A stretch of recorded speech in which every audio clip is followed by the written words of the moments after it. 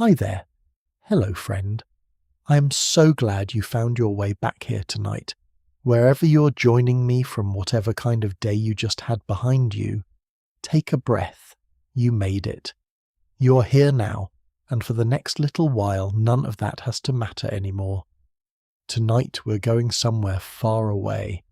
Not just somewhere else on the map. Somewhere else in time, to a place that does not exist anymore, except in the ground beneath your feet. Somewhere in the middle of the United States, past cornfields and quiet two-lane highways, there is a stretch of pale, chalky cliffs rising straight out of the grass. Farmers plant crops around them without a second thought. Tourists snap a photo and drive right past. But crack one of those cliffs open, and you might find the tooth of a creature large enough to bite a grown man clean in half. That soil was never supposed to have teeth buried inside it, because that soil used to be the floor of an ocean, and the ocean it belonged to was not a gentle one. Now, before we sink into tonight's story, I want to ask you something small. If you are the kind of person who loves this sort of story, the strange, half-forgotten corners of history nobody ever taught you in school, it would mean more than, if you tapped that little like button or left a comment telling me where in the world you're tucked in tonight and what time it is where you are. I look forward to every single one of them, and honestly, they are my favourite part of doing this. And if this happens to be your first time here, staying around and following along, help stories like this one find their way to more people just like you. Only if you are actually enjoying yourself, though. I am not going to beg. Now go on, dim the lights if you have not already. Let the room settle into quiet. Maybe crack a window and let in a little of that soft outside hush. And when you are ready, let us go back. All the way back. 100 million years ago, there was no United States the way you would recognize it. No Kansas, no Nebraska, no Texas panhandle stretching out flat under a wide open sky. If you had somehow been standing above the clouds looking down at the middle of North America, you would not have seen land at all. You would have seen water, a long, warm, restless body of water cutting the whole continent clean in half, all the way from the icy edge of the Arctic down to the Gulf of Mexico. Geologists gave it a name that sounds almost polite for what it actually was, the Western Interior Seaway, and if you ask me, that name is far too gentle for what lived inside it. I like to call it something else, Hell's Aquarium, because that is exactly what it was. Not a peaceful sunlit lagoon, not the calm blue postcard ocean you picture on a beach vacation. It was a warm, shallow, food-rich nightmare, and everything living inside it, from the smallest fish to the largest reptile, was either hunting or being hunted almost every hour of every single day. Let me give you a sense of the size of this place, because the numbers alone are almost hard to hold in your head. This sea stretched more than 2,000 miles from one end to the other. Sailing across it back then would have taken longer than driving the width of the entire country does today. At its widest point, it spread out for over 600 miles shore, to shore too far to see across too far, to swim too far for anything caught in the middle to find land in time. Think about that for a moment. An entire ocean sitting right where the cornfields of Nebraska sit today, 1,000 miles from either coast. And here is the part that always gets me. At its very deepest, this sea only reached about 2,500 feet down. In real ocean terms, that is shallow, almost embarrassingly shallow. The true open ocean past the coastlines can run 3 times that depth, sometimes more. So this was never some cold, bottomless abyss. It was a warm, sunlit, overcrowded sea, shallow enough for light to reach nearly every level of it, which meant one thing above all else. Life here did not just survive, it exploded in every direction all at once. The world above the water was strange too in its own quiet way. The climate back then ran warmer than anything we know today. There were no ice caps sitting at the poles holding water back the way they do now. That is a big part of why the sea level stood so high in the first place, high enough to drown the middle of a continent. Above the waves, the sky would have carried its own kind of traffic. Long-necked, sharp-eyed creatures with wings stretched wider than a small airplane rode the air currents for hours without a single flap scanning the surface for a flash of silver below. From a distance, they might have looked almost peaceful up there, circling slowly on the open air. Down in the water, peaceful was the last word you would use. Picture warm green-tinted water closer in colour to a marsh than the deep blue you might be imagining right now. Picture the surface catching the afternoon light calm and almost gentle, while underneath the water is telling a completely different story. Ammonites, the size of car tyres, drift along in loose coiling spirals, ancient cousins of the little snail shells you might find on a beach today, except these could have been bigger than a truck tyre. Whole schools of fish move together in silver waves, thousands strong, twisting and flashing the moment something bigger draws near. And somewhere beneath all of it a shadow moves, long, patient, in absolutely no hurry at all. That shadow belongs to a creature most people cannot pronounce on the first try, Tylosaurus. Picture something built like a crocodile crossed with a torpedo. Some individuals stretching over 40 feet long, gliding through open water instead of walking on solid ground, because somewhere back in its family history, this creature's ancestors gave up dry land completely and turned back toward the sea. It does not rush. It does not need to. It simply waits low in the water, barely a ripple on the surface above it until the moment is right. A school of fish scatters. A shape breaks from the group, panicked alone. And in one motion, faster than anything that size has any business being, the water folds shut behind it, and the sea goes calm again as if nothing happened at all, as if it never does. The land on either side of this sea was not one place either. To the west sat a narrow strip of ground the scientists later named Laramidia, backed up hard against a young-growing mountain range still pushing itself up out of the earth. To the east lay something wider and lower, a soaked, swampy stretch of forest and river delta called Appalachia, closer in feeling to the bayous of the deep south than anything you would picture today. Two separate worlds on two separate coastlines, with nothing but hundreds of miles of open, restless water sitting between them. Whatever lived on one side had almost no way of ever reaching the other. The sea did not just divide a continent, it built two of them, and this sea did not stay calm for long. Late in the afternoon, on a day like any other, storm clouds would begin stacking up over the western mountains, dark and heavy, dragging their shadows across the water. The breeze would pick up, the light would turn a strange bruised shade of grey, and out over the open water the surface would start to churn white at the edges of every swell.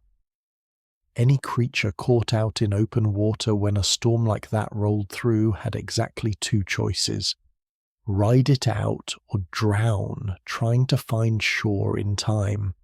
It is easy to romanticize a place like this from a comfortable distance, sitting warm in a bed tens of millions of years removed from any of it. It was not romantic. It was survival every single hour for every single thing that called this sea home. Sometime around the middle of the 1800s, long before anyone understood what any of this meant, a handful of ranchers and surveyors walking the dry creek beds of western Kansas started noticing something strange poking out of the chalk.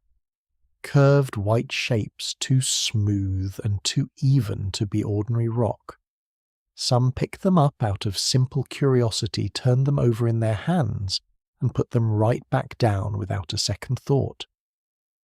Others tucked them into a coat pocket and carried them home with no idea they were holding a piece of a creature that had not drawn breath in tens of millions of years. It would take real scientists arriving later with shovels, notebooks, and an almost reckless amount of patience to finally understand what these hills had been quietly holding on to the whole time. That part of the story, the digging, the mistakes, the arguments between rival scientists who very nearly came to blows over a pile of old bones, is a story worth its own night. But it starts right here with a stretch of chalk hills that used to be an ocean floor. This was the world sitting above what is now the middle of the United States, not for a single season, not even for a few thousand years, for over 30 million years straight, long enough for entire species to rise, take control of these waters, and vanish completely, replaced by something even stranger. Long enough that if you lined up every single human being who has ever lived end to end across time, we still would not come close to filling the amount of time this sea existed. We're all of us a blink standing on the shore of something almost too big to picture, and here is something I think about more than I probably should. Somewhere out there tonight, a farmer in western Kansas is going to climb into his tractor tomorrow morning and plant wheat in soil that used to be the bottom of an ocean crawling with sea monsters. He most likely has no idea. Or maybe he does, and he just does not think about it much while he's got a schedule to keep. Either way, I love that. Prime oceanfront property completely wasted on corn and wheat. What that farmer is really standing on is a graveyard the size of a small nation, one that only gave up its secrets a little at a time, and only to the handful of people stubborn enough to keep digging long after everyone else had given up. Because that is the truth this whole story keeps circling back to. The ground does not forget. Farmland does not forget. Somewhere underneath the wheat fields and the pickup trucks and the little gas stations off the interstate, there is still a memory of teeth and scales and creatures that ruled an entire world long before anything like us ever showed up to give them names. We're going to spend our nights together getting to know that world properly. The hunters, the hunted, the people who eventually dug all of it out of the dirt with their bare hands and changed how we understand this whole planet. But before any of that, before we meet a single monster by name, there is one question worth sitting with for a moment first. How does an ocean end up sitting in the middle of a continent 1,000 miles from either coast in a place that is bone dry today? That is not a small question at all. And the answer involves mountains rising up in the west, the entire floor of a continent slowly sinking like a mattress under too much weight, and two separate oceans, one reaching down from the north and one reaching up from the south, stretching toward each other across the land until one day they finally touched. That is exactly where we are headed next. Stay with me a little longer. Let the room stay soft and quiet. Let your eyes get heavy if they want to. Because the story of how this sea was ever born in the first place is only just getting started. Everything you just pictured, the shadow gliding through warm water, the storm stacking up over open sea, none of it could have existed without two almost unrelated events lining up at exactly the same moment in the story of this planet. And once you understand what those two events actually were, you will never look at a flat stretch of farmland the same way again. Here is the question worth sitting with for a moment. What does it actually take to drown the middle of a continent, not a coastline, not a river valley, the middle, 1,000 miles from either ocean? For that to happen, two things had to happen at once, and neither one alone would have been enough. The ground itself had to sink, and the sea itself had to rise. Separately, each one is a fairly ordinary chapter in the long life of a planet. Together at the same place at the same time, they built an ocean where no ocean had any business being. Let us start with the sinking, because that part begins of all places out in the Pacific. Deep under the western edge of North America, one slab of the Earth's crust was sliding underneath another. This happens all over the world all the time, and usually it behaves in a fairly predictable way. The heavier ocean plate dips down at a steep angle, melts a comfortable distance below the surface, and the melted rock rises back up not far from the coast to build a chain of volcanoes. Look at the west coast of South America today or Japan, and you're looking at that same pattern, playing out right now, a tidy line of mountains hugging the shoreline. But somewhere around 100 million years ago, the slab sliding under North America stopped behaving. Instead of diving down at a steep angle the way it was supposed to, it flattened out. It went in nearly level, scraping along just beneath the surface of the continent for an almost unbelievable distance inland rather than sinking politely out of the way. Nobody knows for certain exactly why it flattened when it did. Maybe the plate was moving faster than usual. Maybe it was simply thinner, buoyant enough to resist sinking the normal way. Either way, instead of melting quietly 100 miles or so from the coast, the way these things typically do, this particular slab kept sliding flat and shallow, dragging itself for well over 1,000 miles under the belly of the continent, before it finally gave in and sank the rest of the way down. Geologists have a name for this flat slab subduction, which has to be one of the least dramatic names ever given to something this disruptive. Picture dragging a heavy rug across a hardwood floor. If you pull it out at a sharp angle, it comes away clean, but if you drag it flat low to the ground, it catches, it bunches, it pulls at everything around it. That is roughly what was happening a few dozen miles beneath what is now Utah, Colorado, and Wyoming. A slab of ocean crust dragging itself along nearly level underneath an entire continent, tugging the ground above it downward as it went mile after mile for longer than it had any right to. At the surface, this same collision was doing something else entirely. It was building mountains, a long chain of them rising up along the western edge of the continent in a slow, grinding process that took millions of years, the early framework of what would eventually become part of the Rocky Mountain system. And here is where it gets almost unfair, because those new mountains added their own weight on top of everything else. Picture stacking bricks on one corner of a mattress. The mattress does not just dip under the bricks themselves. It sags for a good distance around them to the whole surface, curving downward under the added weight. That is essentially what the growing mountains did to the crust sitting just to their east. The dragging slab pulled it down from below. The rising mountains pressed it down from above, and the ground in between, roughly where Utah, Colorado, Wyoming, and Kansas sit today, sank into a long, shallow bowl stretching for well over 1,000 miles. Scientists call this a foreland basin, which again might be the most boring possible name for a hole in the ground large enough to eventually hold an entire ocean. I sometimes wonder if geologists do this on purpose, take something this dramatic and bury it under language dry enough to put you to sleep.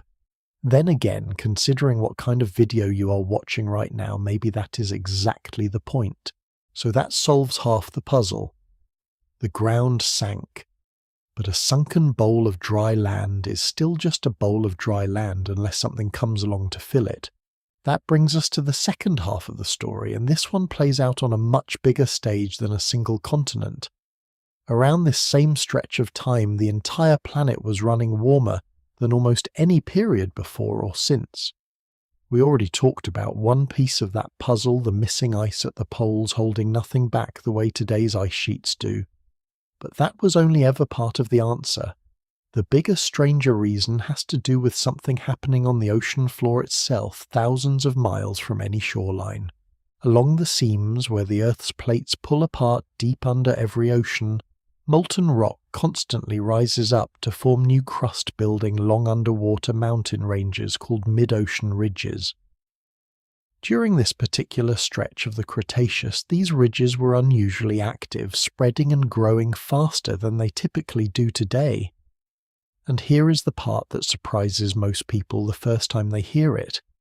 Faster spreading ridges are physically larger. Hotter, younger rock takes up more space than older, cooler rock.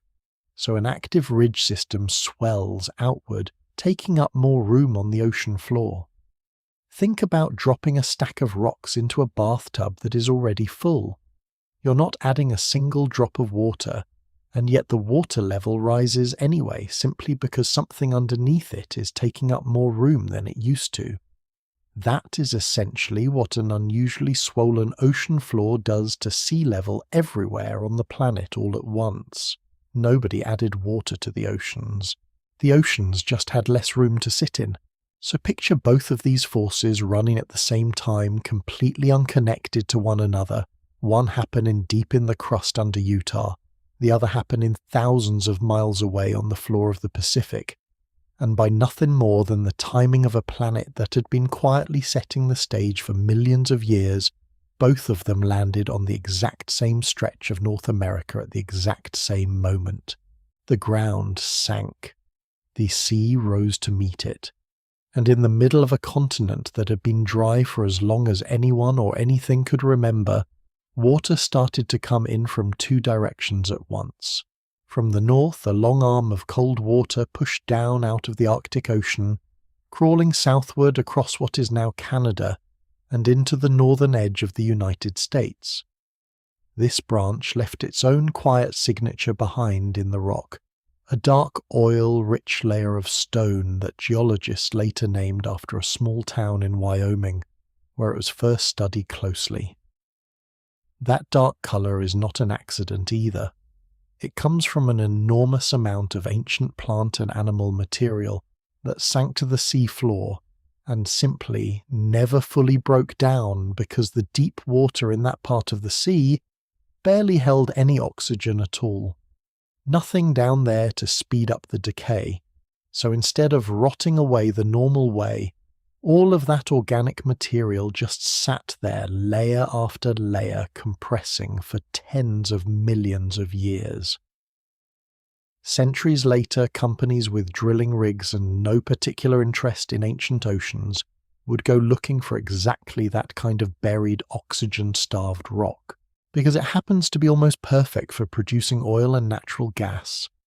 It is a strange thought, honestly. Somewhere under a gas station parking lot in Wyoming tonight, there might be a molecule of fuel that started its life as a fish that never got the chance to grow up, sinking quietly to the bottom of a sea that would not exist for another few million years. From the south, a separate arm of warmer water pushed up out of the Gulf of Mexico itself, connected to a much larger ancient sea that once wrapped around the world near the equator. For a long stretch of time, these were two completely separate bodies of water, each one slowly, patiently advancing across dry ground, with no idea if water could be said to have any idea at all that anything was waiting for it on the other end. None of this, by the way, is guesswork dressed up to sound convincing. Every part of this story is written directly into the layers of rock stacked underneath.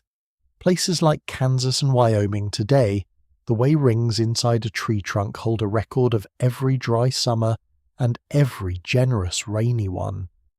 Each layer of stone down there carries a slightly different mix of minerals, a slightly different set of tiny fossilized shells, depending on exactly how deep and how warm the water sitting above it happened to be at that particular moment in time. Scientists spent well over a century piecing all of that together, one thin slice of rock at a time, essentially rebuilding the entire life story of an ocean that vanished tens of millions of years before a single human being ever existed to see it. I want you to sit with that image for a second because I think it gets lost in most retellings of this story. This did not happen in a single dramatic afternoon. There was no wall of water crashing across the plains the way a movie might show it to you. This was a shoreline creeping forward one slow season at a time, decade after decade, drowning a little more dry grassland, a few more miles of open plain, then pausing, then advancing again for longer than any single human life could ever measure. If you had somehow been standing on that ground as a young person, watching the water's edge creep closer year after year, you likely would have died of old age long before it reached wherever you were originally standing. And your grandchildren might have been the ones who finally watched salt water reach a place their family had always known as solid, dependable land. Have you ever stood somewhere that felt permanent to you? A childhood house, a familiar stretch of coastline, a mountain you grew up looking at every single day.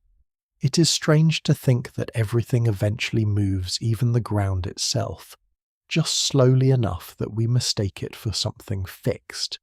The people, if you can even call them that this far back, who might have wandered along the edges of this advancing water, would have had absolutely no framework for what they were witnessing. To them it likely would not have looked like the birth of an ocean at all. It would have simply looked like the world quietly, patiently changing its mind about where the shoreline belonged. Somewhere around 100 million years ago, give or take, those two advancing arms of water finally reached each other. Somewhere across what is now the middle of the country, the last dry strip of ground between the Arctic branch and the Gulf branch slipped under the surface, and for the first time the two seas touched. North America, a single unbroken stretch of land up to that point, split cleanly in two. From above, if anything had been watching from above, the entire middle of the continent would have simply blinked out of existence, replaced by open water stretching farther than the eye could follow in either direction. And once that connection was made, everything changed almost overnight, at least by the patient standards of a planet that measures time in millions of years rather than minutes. Warm water from the south met cooler water from the north. Nutrients stirred up from two completely different systems mixed together for the first time, and into that freshly connected, freshly stirred, endlessly warm and shallow new sea life did not simply move in. It rushed in the way water finds every last crack in a piece of old wood. I think what gets me most about this whole chapter of the story is how little drama was actually required to build something this violent. No comet struck the ground here. No volcano exploded overnight to rip the land apart. It was slower than that, and honestly a little quieter than that. A slab of rock dragging itself sideways under a continent for a few million years too long. A ridge system on the far side of the planet swelling just enough to nudge sea level upward. Two currents of water patiently advancing toward each other, with no destination in mind, until one day, without any particular ceremony, they simply met. Out of that quiet, almost boring sequence of events came one of the most dangerous stretches of water this planet has ever produced. There is something almost humbling in that if you let yourself sit with it. The most complete, most violent transformations rarely arrive as a single explosive moment. Most of the time they arrive exactly like this, slowly, patiently, 1 inch of advancing shoreline at a time, until you look up one day, and the whole world has quietly become something else entirely. And once that new sea had fully formed, stretching from one edge of the continent to the other, it did not stay empty for long. Because before any of the giants we're going to spend these coming nights getting to know ever showed up, to claim it something much smaller, much quieter, and honestly much stranger got there first. Tiny organisms drifting in from every direction began settling into that newly connected water, almost immediately laying down the very first threads of a food chain that would eventually be able to support something the size of a school bus with a mouthful of teeth. And it is worth understanding exactly what that foundation looked like, because without it, none of the monsters this whole story is really about would have ever had anything to eat in the first place. Now, when most people picture this ocean, they jump straight to the teeth, the jaws, the 18-foot lizards with a taste for anything smaller than themselves. And look, we are going to get there, I promise you that. But if you only ever tell the story of the predators, you're leaving out the part that actually makes the whole thing possible in the first place. And honestly, it might be my favourite part of this entire story, because it involves something so small, so unglamorous that almost nobody ever thinks to ask about it. So let me ask you something. When you picture the bottom of the food chain, what comes to mind? Maybe plankton in some vague general sense. Maybe you picture nothing at all because school never really covered it. And why would it? Grand-toothy monsters get the documentaries. Whatever sits underneath them gets a single sentence, if that. Here is that sentence, and then we are going to spend some real time on it, because it deserves better than a single sentence. Nearly everything alive in this sea, every fish, every turtle, every last reptile, the size of a school bus, ultimately owed its existence to an organism so small that a single drop of seawater could hold thousands of them and you would never once notice. They were called coccolithophores, and I will admit that is a clumsy word to say out loud, so do not worry if you already forgot it. What matters is what they actually did. Each one was a single microscopic cell floating near the surface where sunlight could reach it, quietly, turning that sunlight into food, the same way a leaf does, the same way grass in your backyard does right now, while you're sitting here listening to this. And around themselves, each one of these tiny cells built a set of armor plates out of calcium pulled directly from the seawater around it, stacked into a delicate little sphere, barely wide enough to notice under an ordinary microscope. Now on its own, one of these creatures means absolutely nothing. It exists for a short while, it dies, its little shell sinks toward the bottom, and that is that. But this sea was not holding a handful of them. It was holding uncountable trillions, generation after generation, every single one of them eventually dying and drifting down toward the sea floor, settling into the mud in a layer so thin it would take a research microscope to even measure it properly. Remember that warm, shallow water we talked about earlier, sitting under a climate running hotter than anything the planet sees today? That same warmth turned out to be exactly what these tiny cells needed to flourish. Given the right conditions, a population like this can multiply so quickly that it changes the color of the water itself, turning an otherwise clear blue sea, faintly pale, almost milky for miles in every direction. An entire bloom of individual organisms too small to see with the naked eye working together by pure accident to paint the surface of an ocean. Do the math on that across a few million years, though, and something strange starts to happen. That impossibly thin, practically invisible layer becomes an inch, then a foot, then given enough patient time, entire cliffs made of nothing but the accumulated remains of these tiny sunlight-eating cells pressed together into solid pale white stone. If you have ever seen a photograph of the White Cliffs standing along the southern coast of England, the ones that show up in old war movies and postcards, you have already seen this exact same process. Somewhere else on the planet. Different. Oceania. Different continent. Same tiny creatures doing the same patient invisible work, sometimes stacking up hundreds of meters thick, given enough uninterrupted time. Standing at the base of a cliff like that, it is almost impossible to hold the true scale of it in your head. What looks like a single solid wall of rock is, if you get close enough to really think about it, something closer to a graveyard so vast that counting the individual dead inside it would take longer than a human life allows. Remember those chalky cliffs we started this story standing in front of, the ones a farmer plows around without a second thought? That is exactly what you are looking at. Not sand, not ordinary rock. A monument built one microscopic funeral at a time by creatures that never had a single bone, a single tooth or a single thought in their entire short existence. And yet without them, nothing else in this story could have ever happened at all. No fish, no turtle, no 40-foot reptile with a mouthful of teeth. Every single one of them all the way up the chain was quietly and visibly powered by something you would need a microscope to even find. I think about that more than I probably should, if I'm being honest with you. We love giving credit to the biggest, loudest, most dramatic thing in the room. But underneath almost every big dramatic thing, there is usually something small and unglamorous, doing the actual work day after day without ever once getting the credit for it.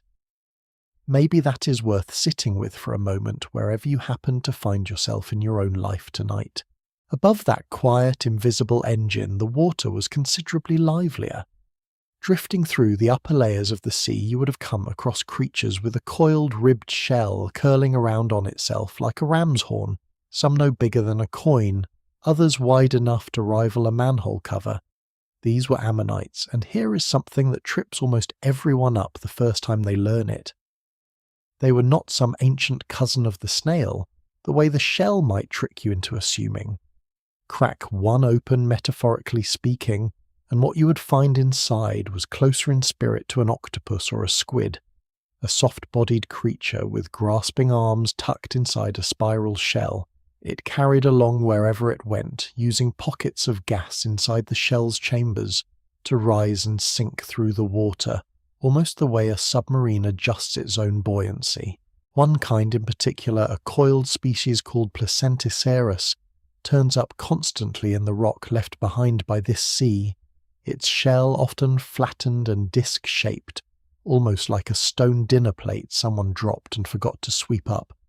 As a family of animals, ammonites had already been quietly cruising the world's oceans for well over 300 million years by the time this particular sea existed, which puts their entire run on this planet several times longer than the age of the dinosaurs most people assume ruled every corner of prehistory. Thousands of different species existed across this one stretch of ocean alone, and their shells turned out to be so useful to scientists, so reliably tied to a specific narrow slice of time, that geologists still use them today to date entire layers of rock, almost like a fingerprint left behind by the passing centuries. Then there was something even stranger sitting quietly on the seafloor itself, something I did not learn about until well into researching all of this, and it actually stopped me for a second when I did. Certain clams living in this sea did not stay small and forgettable the way most of their relatives tend to. A genus called Platyceramus grew into flattened shells wider than a dinner table, the largest confirmed specimen stretching close to 10 feet across thin, fragile-looking things propped up on the muddy bottom like satellite dishes half buried in silt. And because a shell that size creates its own little patch of shelter in an otherwise open, exposed sea, entire schools of small fish learn to duck inside them, tucking themselves against the curve of the shell whenever something larger passed overhead. Some of those fish, along with at least one species of eel, apparently liked the arrangement enough to spend most of their time there, essentially setting up house inside a clam. Even the clam's own babies would settle onto the outside of an adult's shell to grow up in relative safety alongside barnacles and oysters that anchored themselves there too, turning one single ancient bivalve into an entire small neighbourhood. Every so often, paleontologists dig up one of these giant shells and find the outline of an entire tiny community still preserved inside it, a miniature apartment building that happened to also be somebody's dinner, and once in a great while a jeweller's dream, since these same clams occasionally produced pearls sealed away inside the shell for tens of millions of years before anyone was around to admire them. I like to imagine some future collector entirely unaware of any of this cracking open a fossil shell purely out of curiosity, and finding a small gleaming pearl staring back a gift nobody was ever supposed to receive mailed across nearly 90 million years with no forwarding address attached. Isn't it strange to picture that? An entire small quiet civilization of fish tucked safely inside the shell of a single enormous clam hiding from a world that was without question trying to eat them. And speaking of things trying not to get eaten, let me introduce you to the most common turtle you would have run into if you had spent any real time paddling around this sea. Not the giant one. We will get to the giant one eventually, and when we do it, is going to be worth the wait. This one was smaller, quicker, a good deal more ordinary, somewhere in the neighbourhood of 5 or 6 feet, from nose to tail depending on which individual you happen to run into. Its shell was lighter than you might expect, built for speed rather than protection, and its limbs had already started flattening out into proper flippers instead of the stubby legs its ancestors would have walked around on. Scientists consider this particular turtle something of a transitional figure caught halfway between the older, clunkier turtles that came before it and the sleek, fully modern sea turtles you might spot on a beach vacation today. It was not fully one thing or the other.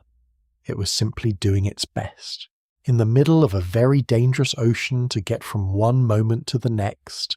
Picture one of them now, rising slowly toward the surface after a long patient dive, breaking through the water, just long enough to pull in a breath before ducking back under. From below, its pale underside would have blended almost perfectly into the bright sunlit water above the same trick a sardine or a seal uses today, a small quiet piece of camouflage built entirely out of which way the light happens to be falling. It had every reason to be careful up there. Open water offers nowhere to hide, and a shape breaking the surface even for a second is a shape that something else might notice. This turtle was not near the top of anything in this particular sea. It was food plain and simple for more or less every serious predator swimming above, below, or alongside it. We're going to spend plenty of time later getting properly introduced to exactly what those predators were and how they hunted. For tonight, I just want you picturing this turtle, the way it actually lived, gliding low and quick through warm water, one eye always half turned toward the open blue behind it, doing the small, unremarkable work of simply surviving one more day in a sea that did not owe it a single one. Can I ask you something before we move any further along tonight? Have you ever felt like that turtle? Not chased by anything with teeth, obviously, but caught somewhere in between two versions of yourself, not fully who you used to be, not quite finished becoming, whoever comes next, just doing the steady, unremarkable work of getting through one more ordinary day. I think there is something almost comforting in knowing that even out here in the middle of the most dangerous stretch of water, this continent ever produced plenty of creatures were not chasing greatness. They were simply getting by one breath at a time, and that turned out to be more than enough to matter. Here is the thing I keep coming back to as I put a night like this together. Every single piece we have talked about so far, sunlight turned into microscopic shells, those shells becoming an entire cliff face over millions of years, ammonites drifting overhead, a nervous turtle paddling through open water. None of it looks like the highlight reel you would expect from something nicknamed the way I nicknamed this sea back at the start of our night together. There is no blood in any of it. No chase, no kill, no dramatic reveal. And yet every single piece of it was necessary. Every part of it had to exist quietly, patiently, in exactly this order, before the sea could ever afford to build something as expensive, as demanding as a genuine apex predator. Because a creature large enough to bite a grown man in half does not simply appear out of nowhere. It needs an economy underneath it. A functioning, reliable supply chain of smaller creatures, each one feeding the next stacked carefully on top of one another, until finally at the very top of that whole quiet, patient structure, something enormous has enough to eat. Nature, it turns out, runs on the exact same principle as almost everything else worth building. You cannot skip the foundation and expect the roof to hold. Every terrifying headline-grabbing predator we're going to meet across the rest of these nights together was in its own way standing on the backs of every small, forgettable creature we just spent the last few minutes getting to know. And above the surface of all of this, something else had already noticed. Long shadows would occasionally pass overhead, gliding without a single wing beat, patiently scanning that same busy, crowded water from a very different angle. Whatever was building itself down here in the shallows was not going unnoticed for long. There were eyes on it already, and some of those eyes belonged to something that had given up walking on solid ground altogether in exchange for a life spent almost entirely in the open air above this sea-riding currents. Most people alive today have never had a reason to think about, and watching this whole quiet, thriving world from a front row seat that no creature on the ground below could ever hope to share. That shadow finally has a name, and once you learn it, you will start noticing its shape in half. The old paintings and museum displays you've ever walked past without paying much attention. Pteranodon, a creature so strange, so oversized for its own bones that the first scientists to assemble one had a hard time believing the numbers they were looking at. Let's clear something up right away, because it trips up almost everyone, at some point myself included, back when I was a kid drawing these things in the margins of my school notebooks. Pteranodon was not a dinosaur. I know how that sounds, considering the shape, considering every cartoon and toy aisle that has ever lumped it in with the rest of the prehistoric lineup. But dinosaurs, strictly speaking, were built for the ground, with legs positioned directly underneath their bodies the way yours are right now. Pteranodon belonged to a completely separate branch of ancient reptiles, one that had already figured out powered flight tens of millions of years before anything resembling a bird ever left the ground. Different family entirely, different rulebook. It simply happened to share a planet and eventually a shoreline with the dinosaurs everyone tends to remember first.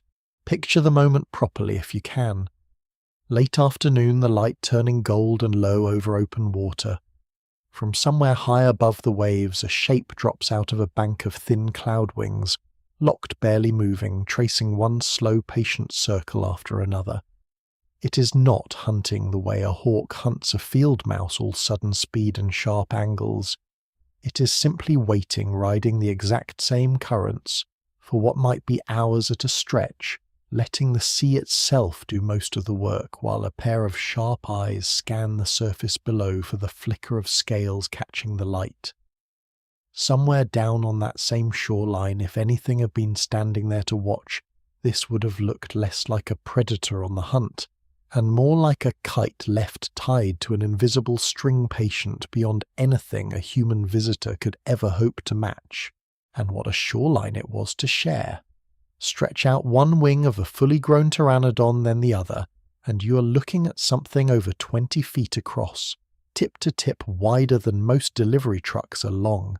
Somehow, despite that almost absurd wingspan, the whole animal barely weighed as much as a large dog, thanks to bones so thin and hollow that a real one held in your hands would feel more like a paper lantern than anything built to survive a Cretaceous coastline. That combination, enormous span and next to nothing underneath it, is exactly what let it do the one thing it did better than almost anything alive at the time. It barely had to work at all. Scientists who study the shape of its wings have pointed out something worth sitting with for a second. The ratio between how long a wing is and how narrow it stays, what engineers call its aspect ratio, sits remarkably close to that of a modern albatross, a bird famous today for gliding over open ocean, for hours, sometimes days, without a single flap. Whether Pteranodon was riding rising columns of warm air, the way a hawk circles over a parking lot on a hot afternoon, or catching differences in moving air at different heights above the water, the way an albatross does today, researchers are still arguing about the exact technique, and honestly I find that kind of disagreement comforting rather than frustrating. It means there is still real active science happening around a creature that has been extinct for tens of millions of years. Nobody has this figured out completely. Nobody ever will, not entirely. And there is something almost peaceful in accepting that some questions stay open a little longer than we would like. Here is a detail I happen to love mostly because it says something quietly funny about how nature handles its own bookkeeping. Pteranodon translates more or less to toothless wing, a name some very serious scientists chose specifically because unlike nearly everything else swimming in the water directly beneath it, this particular hunter had no teeth at all. It caught its meals by diving, snapping a beak shut around a fish, the way a heron does today, and swallowing the whole thing down in one motion. No chewing required no need for a mouthful of blades. When your entire hunting strategy depends on staying as light as physically possible, every single ounce matters, and apparently an entire set of teeth was judged not worth the wait. If you look closely enough at the fossils, you will also notice something else, something that took scientists a surprisingly long time to sort out properly. Not every pteranodon skull looks the same. Some carry a long dramatic crest sweeping back off the head, almost like a sail bolted onto a boat. Others have a much smaller, more modest version of the same feature. For a while, some researchers assumed these differences meant separate species entirely. These days, the most widely accepted explanation is something a little more familiar to anyone who has ever spent time around peacocks, or for that matter around people. Males and females of the same species wearing two very different looks, likely for the exact same reason a peacock drags around that enormous impractical tail. It is hard to imagine a crest that size helping you catch more fish. It is a lot easier to imagine it helping you catch someone's attention. Now, Pteranodon was not the only creature riding these currents, just the most common one by a wide margin. Sharing the same open sky, though, in far smaller numbers, was something called Nyctosaurus, and if you thought that first crest was strange, buckle in.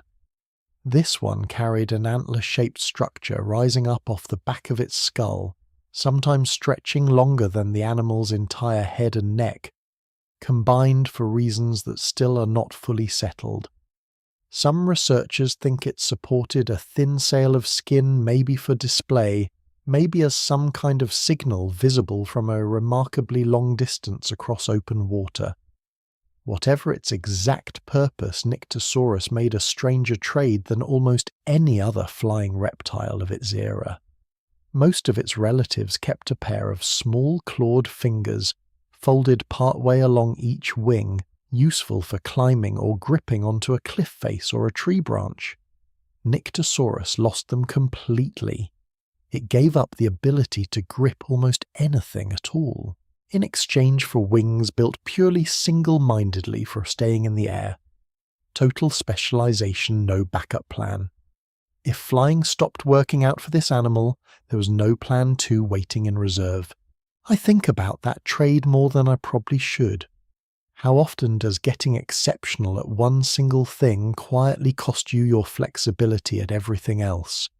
A creature built purely for flight cannot climb, cannot grip, cannot fall back on some other skill the moment the sky stops cooperating. It is worth asking yourself the same question tonight if you are being honest. What have you given up without fully noticing in exchange for getting good at the one thing you are known for? And was it worth it? Down closer to the waves, flying in a completely different style, you would have spotted something smaller, quicker, and in its own way far more historically important than either of the reptiles we just talked about. About the size of a gull, with a mouth lined in small, unmistakably sharp teeth, this was Ichthyornis, and here is where the story takes a turn actually worth slowing down for. A Kansas geologist and college professor named Benjamin Mudge came across the first scraps of this creature out in the chalk hills of Kansas in the early 1870s, at a time when almost nobody in America was looking seriously for anything like it. The bones eventually made their way to a scientist back east who put the pieces together properly, and what came out of that reconstruction stopped people in their tracks. A bird, unmistakably a bird with a strong modern set of wings built for real sustained flight attached to a jawline lined with small, unmistakably reptilian teeth. Half of one thing, half of something considerably older. Word of a fossil like that did not stay confined to America for long. A well-known English naturalist working on an entirely different continent deep in an argument about how one species slowly becomes another over unimaginable stretches of time took specific notice of this particular discovery because it did exactly what his theory predicted a transitional creature ought to look like. He had spent years being challenged to produce exactly this kind of missing piece, a fossil caught cleanly in the act of becoming something new, and here it was pulled out of a hillside in the middle of the United States by a geologist with a shovel, and enough patience to keep digging when everyone around him assumed there was nothing worth finding. Proof sitting right there in a slab of Kansas chalk that evolution did not always move in a straight, tidy line. And then working the same waters, doing something almost entirely opposite, there was Hesperornis, a bird that made the single strangest decision of anything we have met so far tonight. It gave up flying completely. Picture something close to 6 feet long. Wings reduced down to barely more than a stub, absolutely useless for getting off the ground, let alone gliding across open water. What it lacked in wings, it more than made up for in legs, strong paddle-shaped limbs set far back along its body, built for one purpose, and one purpose only: diving. On land it would have looked almost pitiful, dragging itself along on its belly, the way a seal does, awkward, slow, completely out of its element. But the moment it slipped back beneath the surface, everything changed. Those same clumsy legs became a pair of powerful oars, driving it down through the water in smooth, controlled strokes, chasing fish through depths that neither the diving pteranodon above nor the skimming ichthyornis could ever hope to follow it into. It moved through open water the way a modern loon does today, and if you have ever watched a loon vanish beneath a quiet lake and resurface an impossible distance away moments later, you already have a decent sense of exactly how at home this creature felt underwater, and it too carried a mouth full of small needle-sharp teeth set in a long groove running the length of its jaw, a detail that still catches people off guard the first time they hear it. A bird with teeth, chasing fish through the same water where Pteranodon was diving from above and Ichthyornis was skimming along the surface. It is a strange thing to picture honestly something that looks unmistakably like a bird from a distance until it opens its mouth and reminds you exactly how recently birds had still been something else entirely. 3 completely different solutions to the exact same problem playing out in the exact same stretch of ocean at the exact same moment in time. One creature that mastered the open sky and barely bothered to flap. One that kept both flight and a mouthful of teeth, refusing to fully commit to either strategy. And one that abandoned the sky altogether, pouring everything it had into becoming something closer to a torpedo with feathers. None of them were wrong. Each one simply found its own answer to the same quiet, patient question. This entire sea kept asking every living thing inside it. How do you eat without becoming someone else's dinner first? What strikes me most sitting here, putting all of this together, is that not one of these 4 creatures was competing to be the best flyer or the best swimmer in any absolute sense. They were not measuring themselves against each other at all. Pteranodon was not trying to outswim Hesperornis, and Hesperornis certainly was not trying to outfly Pteranodon. Each one had simply found its own particular corner of the same shared problem and committed to it completely without a second thought for whatever the neighbours were doing. There is a version of that same lesson sitting quietly underneath almost every comparison we make about ourselves, if you are willing to look for it. Some of the most successful creatures this sea ever produced never once competed head-to-head with one another. They simply stopped trying to be good at everything and became excellent at one particular thing instead. Have you ever noticed how a single problem, given enough time and enough different creatures working on it, rarely produces just one solution? Nature almost never settles for a single correct answer, when several different ones will work just as well, side by side in the exact same place. Here is something worth appreciating before we move on. Something that almost never gets mentioned alongside these creatures. Bones built for flight are by their very nature some of the worst possible bones for surviving tens of millions of years underground. Hollow paper thin, built to be light rather than sturdy, the kind of skeleton that a strong current or a hungry scavenger could crush without even trying. Under ordinary circumstances, a flying creature dying out over open water simply would not leave much behind at all. And yet this particular sea quiet, calm its deeper water almost completely undisturbed, gave these fragile skeletons an unusually good chance of settling gently onto the bottom and staying exactly where they landed undisturbed for long enough to slowly turn to stone. It is one of the quiet reasons we know as much as we do about creatures that by all reasonable expectations should have vanished from the record without a trace. And speaking of eating, it is worth remembering exactly what all four of these hunters, the crested glider, the antlered specialist, the toothy little flyer, and the flightless diver, were actually chasing down there beneath the surface. Because underneath all that circling and diving and patient watching from above, there was one particular fish swimming through these waters with an appetite so reckless, so completely out of proportion to its own good sense, that it eventually became one of the single most famous fossils this entire sea ever produced. Not famous for how it lived. Famous rather unfortunately for the fish involved for exactly how it ended up dying. Let me tell you about the single greediest fish this sea ever produced, because once you hear how its story actually ends, you will understand exactly why paleontologists still talk about it, with a kind of amused, disbelieving respect, almost a century after they first dug it out of the ground. Have you ever known someone who simply could not stop reaching for more than their plate could reasonably hold, not out of malice, just pure unfiltered appetite, the kind that never quite pauses to ask whether it should? This fish was the purest version of that instinct nature ever bothered to build, wrapped in scales and teeth, and let loose in the middle of the most dangerous stretch of water on the entire continent. Its name was Xiphactinus, and if you want a mental picture that gets you most of the way there, imagine a tarpon, the kind of silver muscular game fish people still chase off the coast of Florida today, then stretch it out to 16 or 17 feet long and swap its polite little mouth for something closer to the jaw of a bulldog crossed with a bear trap.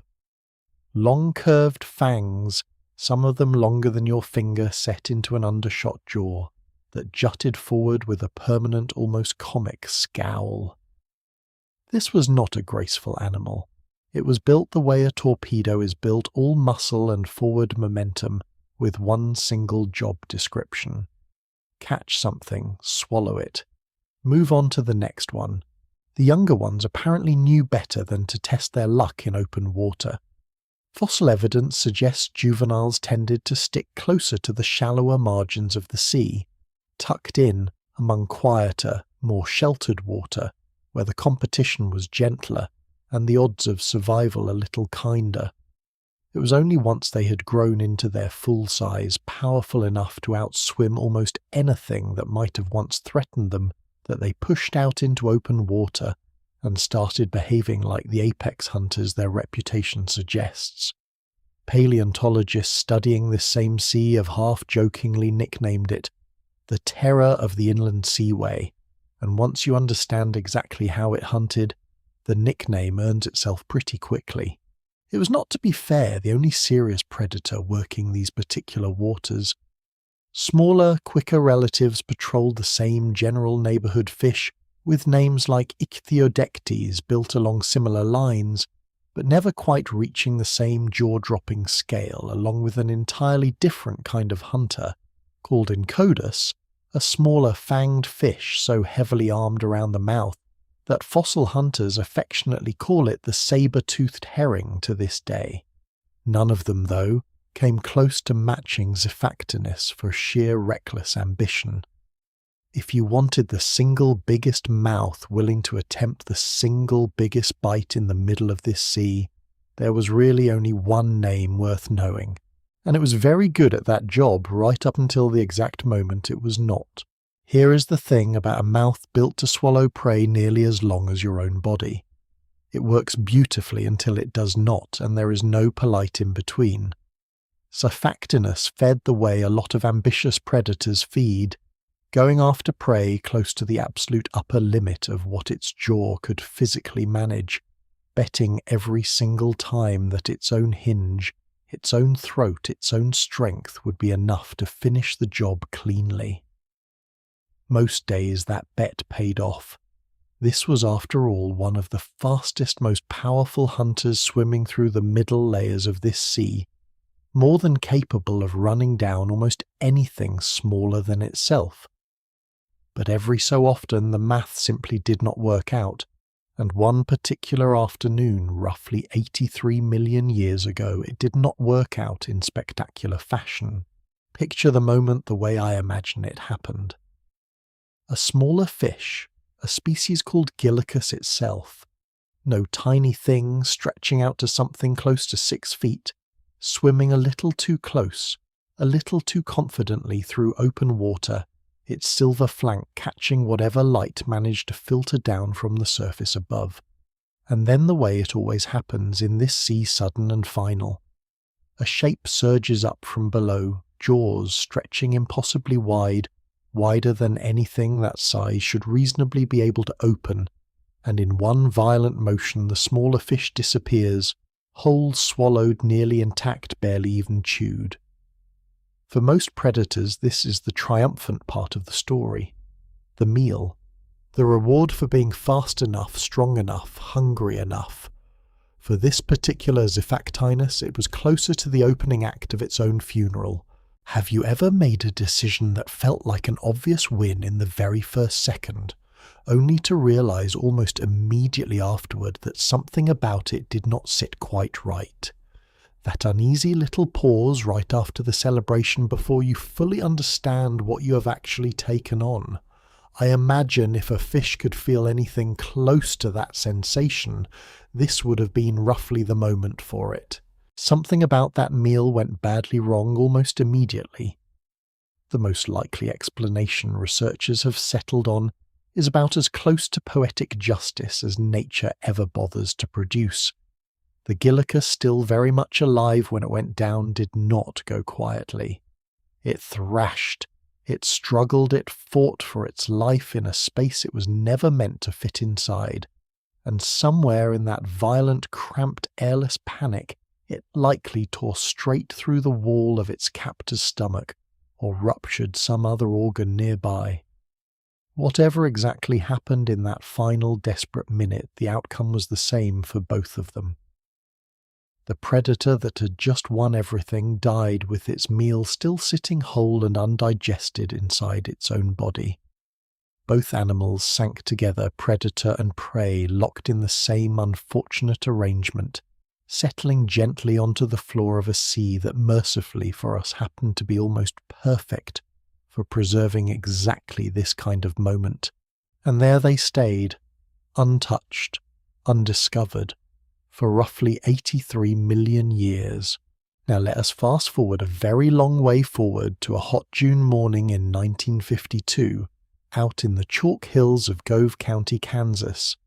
A paleontologist named George Sternberg, already well into his 60s by this point, had spent the better part of his entire life doing exactly this kind of work, kneeling in the dirt under a brutal prairie sun, chipping away at stone one careful stroke at a time, with picks, awls, and eventually nothing more than a soft brush. When his crew first exposed the top of an enormous fish skeleton that summer, there was already plenty to be excited about. 14 feet from tail to teeth is not a small find by anyone's standard. But it was only once they had worked their way further into the rock that they noticed something else entirely, a second smaller set of bones sitting exactly where a stomach would have been.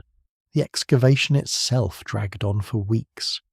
Out in that kind of country there is no shortcut for patience. No way to speed up the slow, careful process of separating a fossil from the rock that has been protecting it for tens of millions of years without shattering the very thing you're trying to save. Every dark, hardened bone had to be coated and sealed before it was safe to expose to open air.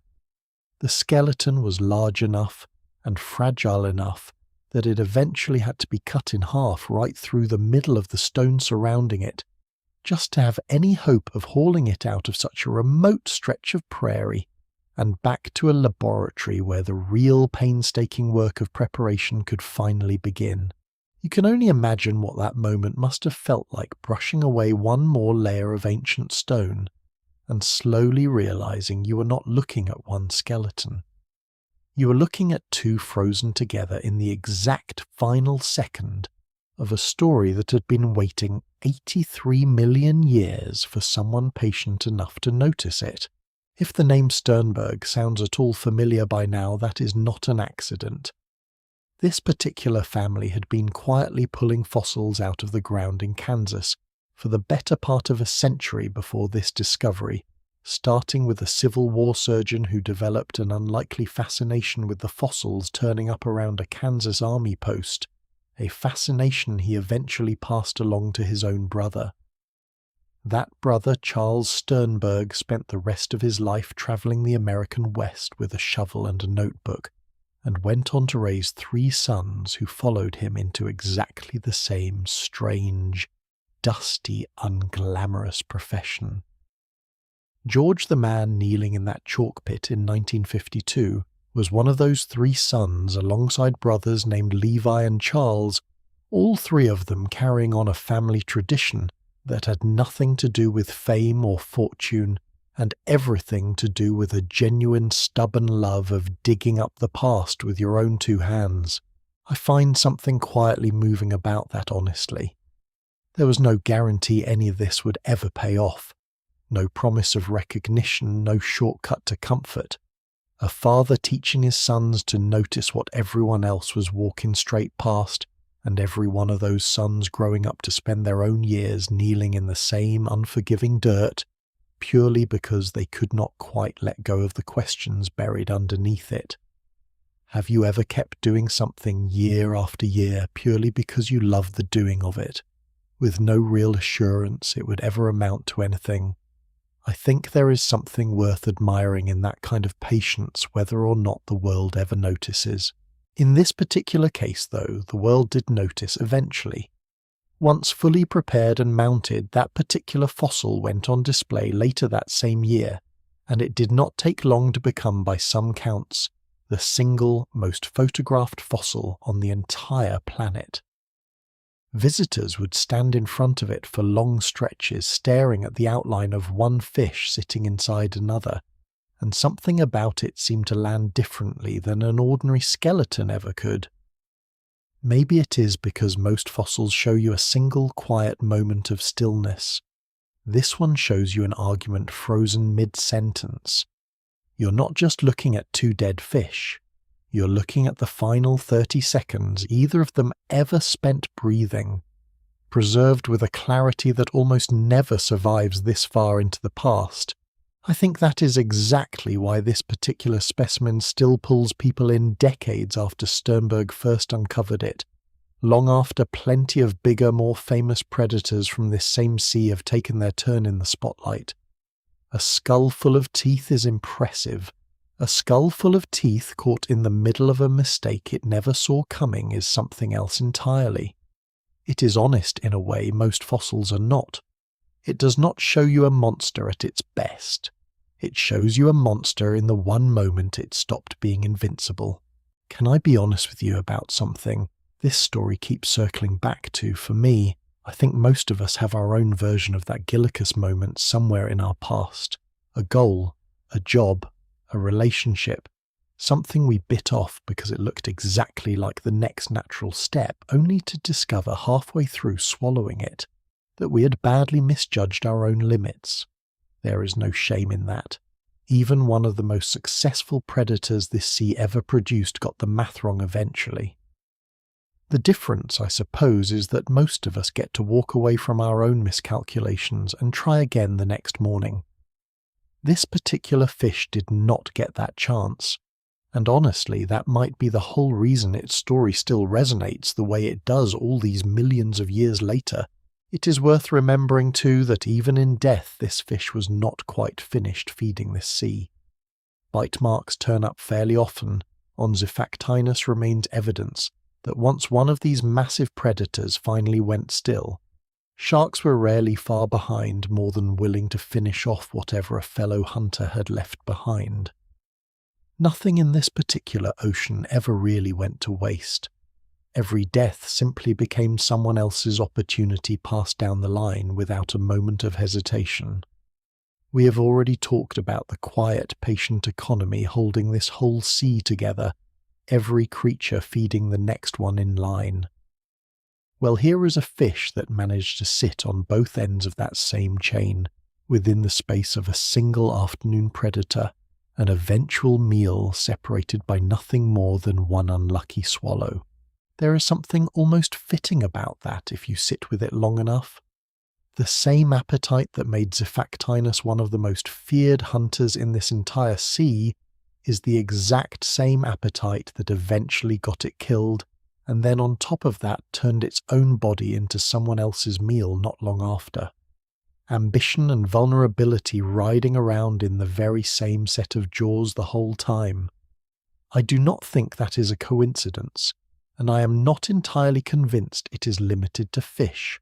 And speaking of the sharks waiting for their turn, it is time we gave one of them a proper introduction, because the particular species that most often left its mark on a dead Xiphactinus was not some minor scavenger content with scraps left behind by someone else's mistake.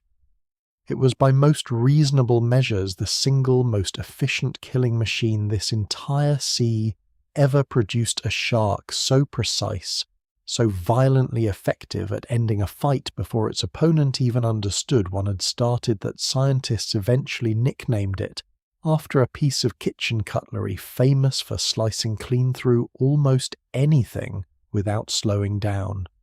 If Xiphactinus taught us what happens when ambition outruns good judgment, this next hunter is going to teach us something altogether different. What it actually looks like when a predator gets every single part of the equation right. Scientists name this shark after a kitchen knife, and once I tell you why, you're never going to look at an infomercial the same way again. Sometime around the middle of the last century, a particular brand of kitchen cutlery built its entire reputation on a simple television demonstration. A knife so sharp it could slice clean through a soda can and then without missing a beat turn around and carve a tomato into perfect paper-thin slices, the blade somehow no worse for wear after cutting through metal moments earlier.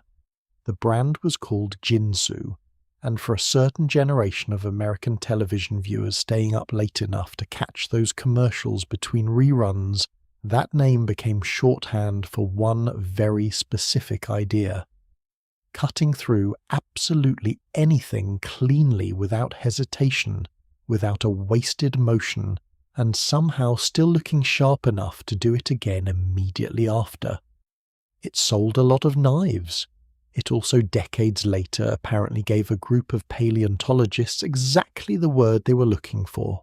When researchers started studying a particular set of bite marks scattered across fossils from this sea marks, left by teeth that sliced cleanly through bone rather than ripping or crushing it, they needed a name for whatever had left them behind, and there was really only one word that fit: the Ginsu shark. Its proper name is Cretoxerina, a fair bit harder to say out loud after a long day, but around here tonight we can just call it what everyone else does. Picture something built along roughly the same lines as a modern great white, then stretch it out a little further, some individuals reaching over 23 feet long, easily matching or exceeding the biggest great whites known to swim today's oceans. This was not some minor background player in this sea. For a long stretch of time it was arguably the single most dangerous thing swimming in it, and the proof of that is not guesswork. It is written directly into the bones of nearly everything else we've talked about so far tonight. Here is where the real difference between this shark and our reckless overreaching fish from a few minutes ago becomes obvious. Xiphactinus hunted with pure appetite, betting everything on brute force, and hoping its own body could handle whatever it decided to swallow. This shark hunted like a surgeon. Its teeth were not the jagged serrated blades you might picture on a modern great white built to saw back and forth through tough hide. These were smooth-edged, thick, coated in a heavy layer of enamel shaped less like a saw and more like an actual knife built for a single clean decisive slice rather than a prolonged messy struggle. Where Xiphactinus committed fully and hoped for the best, this shark seems to have specialised in something considerably colder, getting in, doing exactly enough damage to end the fight immediately, and getting back out before anything had the chance to fight back properly. I find that particular hunting style almost unsettling the more I sit with it. There is something oddly disciplined about a predator that never seems interested in a drawn-out fight. No wrestling a struggling animal into submission. No risking real injury over a meal that might get away anyway. Just one precise, well-placed strike delivered and finished before the target fully understands what has happened, then a clean retreat while whatever damage was done runs its course. It is efficient in a way that feels almost businesslike and honestly a little cold-blooded even by shark standards. There is a version of that same discipline that shows up in plenty of successful people too, if you think about it. Not the loudest ones in the room, not the ones swinging hardest at every single opportunity that crosses their path. Just the quiet ones who wait, who choose their one moment carefully, and who commit to it completely once it finally arrives. And the evidence for that shows up everywhere you look in this particular sea. Bite marks matching this shark's distinctive tooth shape have turned up on the bones of massive mosasaurs, on the fins of long-necked plesiosaurs. We're going to spend an entire night getting to know a little further down the road, and as we already found out on the remains of Xiphactinus itself, the very predator we just spent the better part of tonight discussing. Understand what that actually means for a moment. A creature large enough, aggressive enough to swallow a 6-foot fish whole without a second thought was itself just another entry on somebody else's menu. In this particular sea there was almost no such thing as a creature that only ever hunted. Sooner or later everyone eventually shows up on the wrong end of somebody else's teeth. Even the animals we've already spent an entire night admiring for their own power turn out on closer inspection to have had a natural predator lurking somewhere just outside the frame of their story. Can I ask you something? Have you ever met someone who seemed completely untouchable? Someone whose confidence made it feel like nothing could ever really get to them? I think it is worth remembering in a sea like this one. And honestly, in life too, that untouchable is usually just a word we use right up until the moment it stops being true. Now there was one particular creature swimming through these same waters that this shark had every reason to notice something so large, so heavily armoured, that on paper it should have been close to safe from almost anything. I promised you several nights ago now that we would eventually meet the giant turtle, properly, the one that made our earlier, more ordinary sea turtle look almost small by comparison. Tonight is that night. Its name was Archelon, and the numbers on this animal are honestly difficult to hold in your head the first time you hear them. Flipper to flipper, a fully grown adult stretched out to somewhere around 16 feet across, roughly the length of a mid-sized delivery truck with a body weight easily topping 2 tons. To put that another way, this was a turtle roughly the same overall length as a small great white shark, except built like a tank instead of a torpedo. Picture it moving through open water unhurried, almost stately 4 enormous flippers rowing through the current in slow, powerful strokes. Unlike the sleek, hard-shelled sea turtles most of us picture today, Archelon carried something closer to a leathery, slightly flexible covering over a reduced lighter. Bony frame underneath an arrangement its closest living relative, the leatherback turtle still carries around the world's oceans to this day. That lighter build likely made it a stronger, more efficient long-distance swimmer than its heavily armoured cousins, trading raw defence for the kind of quiet endurance that lets an animal simply outlast trouble rather than outmuscle it. Its head, oddly enough, stayed fairly small, and its beak entirely toothless, built more for crushing soft prey like jellyfish and shellfish than for any kind of serious fight. This was not a warrior. It was a survivor built for distance rather than combat. A scientist named George Wieland pulled the first proper skeleton of this creature out of the ground in South Dakota, back in the final years of the 1800s, working the same kind of hard, unglamorous field work we have already talked about once tonight along the banks of the Cheyenne River, rather than the chalk hills further south. Even that first specimen was missing its skull, which tells you something about how rarely a creature this size manages to fossilize completely intact. A skeleton that large simply gives scavengers currents and millions of years of pressure that much more surface area to work with before anyone ever gets the chance to dig it up. Decades later, in the early 1990s, an even larger individual turned up in the same general region, a turtle researchers affectionately nicknamed Brigitta, now on permanent display clear across the ocean in a museum in Austria, of all places an unlikely final resting place for an animal that spent its entire life paddling through the middle of what is now the United States. Studying her bones closely, scientists estimated she may have lived to be roughly 100 years old, patiently paddling through this same warm, dangerous sea for an entire human lifetime before she finally died, quite possibly settling into the mud along the seafloor for a long, slow rest that simply never ended. 100 years in a sea like this one. Think about that for a second. An animal that large, that armoured, apparently built to simply outlast almost everything trying to eat it, through sheer patience and sheer size alone. And yet here is the uncomfortable part of the story. Even something built on that scale was not entirely safe. Picture one of these turtles midway through an ordinary afternoon cruising just beneath the surface, where the light still reaches. From below, a shape approaches fast low, angled up from the deeper, darker water, where visibility drops away almost completely. There is no long chase here, no drawn-out struggle the way you might picture with a smaller, more agile prey animal.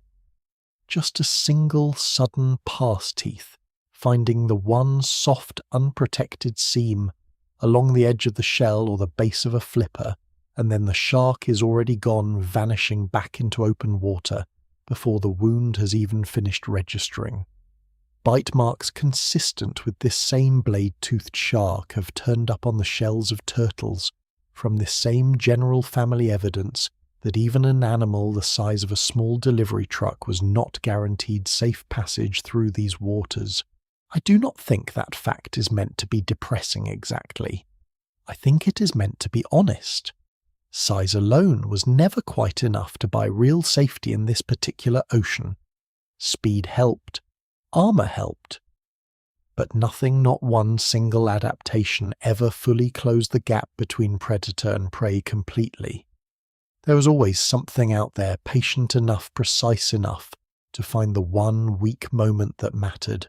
I keep coming back to that idea the more time I spend putting these nights together for you. We tend to imagine safety as something you eventually earn a finish line you cross after getting big enough, successful enough, careful enough. This sea seems to be telling a slightly different story. Safety here was never a destination. It was closer to a constant, ongoing negotiation, one that never fully ended for anyone no matter how large you eventually grew. Does that sound familiar to you at all in your own life? I suspect it might. Arculon itself would eventually vanish from these waters too, though not from the jaws of any single predator. As this sea slowly began to shrink and cool in its final stretch of existence, something we will get to properly before these nights are through the specific conditions this giant turtle had spent millions of years adapting to simply stopped existing. It survived sharks, survived mosasaurs, survived nearly everything this ocean could throw at it directly, only to be undone in the end by the quiet disappearance of the sea itself. As for the shark itself, its own reign did not last forever either, which feels like the right note to end this particular chapter on. For somewhere around 18 million years, give or take, this particular hunter sat close to the very top of this entire sea, precise, efficient, rarely challenged. Generation after generation of the same design, refined rather than replaced, patrolling these waters longer than our own species has existed on this planet by a wide margin. But nothing in this water ever held its position permanently. As time wore on, a different kind of predator began rising through these same waters in greater numbers and greater size than ever before, eventually crowding this shark out of the role it had held for so long. Some researchers suspect direct competition for the same food sources played a part too, similarly sized hunters fighting over a shrinking pool of the exact same prey. Others point to a slow decline in exactly the kind of prey this shark specialized in, hunting the ground, simply shifting out from underneath a predator that had built its entire strategy around a world that was quietly, gradually changing. Either way, by a certain point deeper into the Cretaceous, this same blade-toothed hunter that had once left its mark on nearly everything else in this sea had quietly, almost without ceremony, disappeared from it completely. No dramatic final battle, no single decisive event anyone can point to. Just a slow, patient handover of power, the way most changes of power in nature tend to actually happen, no matter how dramatic the history books eventually make them sound. Even the most efficient predator this ocean ever produced eventually got replaced. There is something worth sitting within that too, honestly. Being the best at something, even provably measurably the best, was never a guarantee of permanence in this sea. The world underneath this particular predator kept moving, kept shifting, whether or not it was paying attention, and eventually it moved on without it entirely. And the creatures that replaced it were not fish, and they were not sharks. They were something considerably stranger reptiles that had wandered back into the water from dry land generations earlier, and over millions of patient years turned themselves into something the rest of this sea had never quite seen before.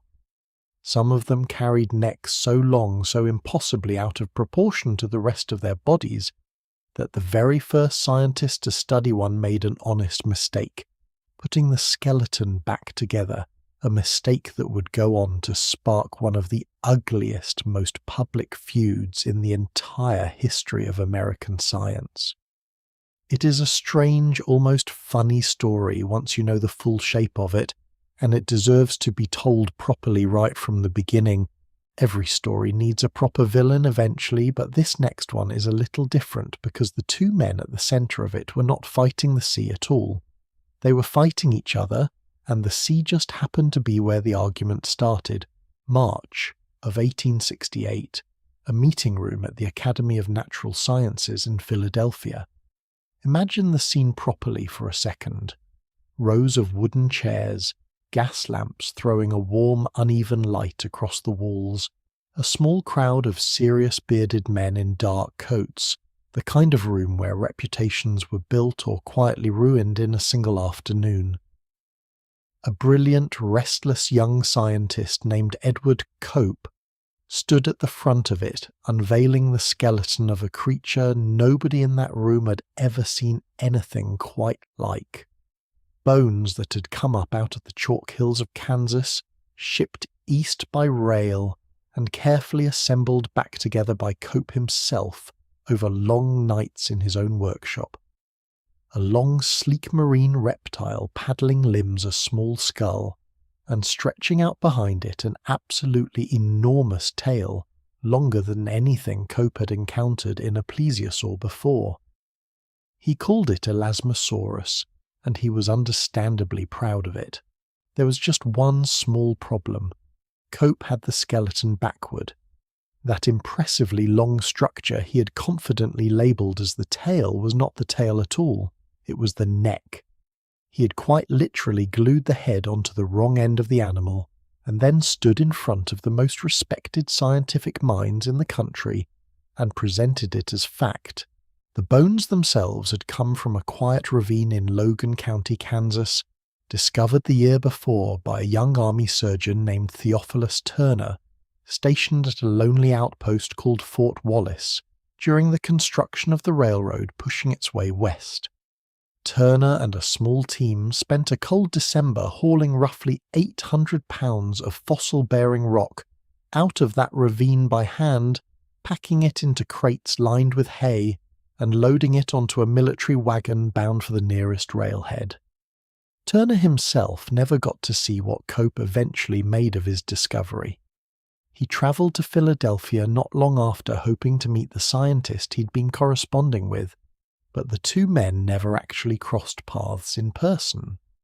Turner died the following year at only 28 years old, still stationed out at that same remote fort, never knowing that the bones he had spent a bitterly cold December digging out of the Kansas dirt would go on to spark one of the most famous feuds in the history of American science. Now, before we laugh too hard at that, let us be fair to the man for a moment. Nothing about a plesiosaur skeleton makes this an obvious mistake to modern eyes, only because we already know how the story ends. At the time, complete plesiosaur skeletons were rare, badly understood, and this particular specimen had an unusually long neck for its era, one built from far more vertebrae than anyone expected a neck to reasonably contain. Cope, working quickly under real pressure to publish before anyone else got their hands on similar material, made an entirely understandable leap in judgment. He assumed the long end had to be the tail, because at that point in scientific history, nobody had ever seen a neck built quite like the one he was actually holding.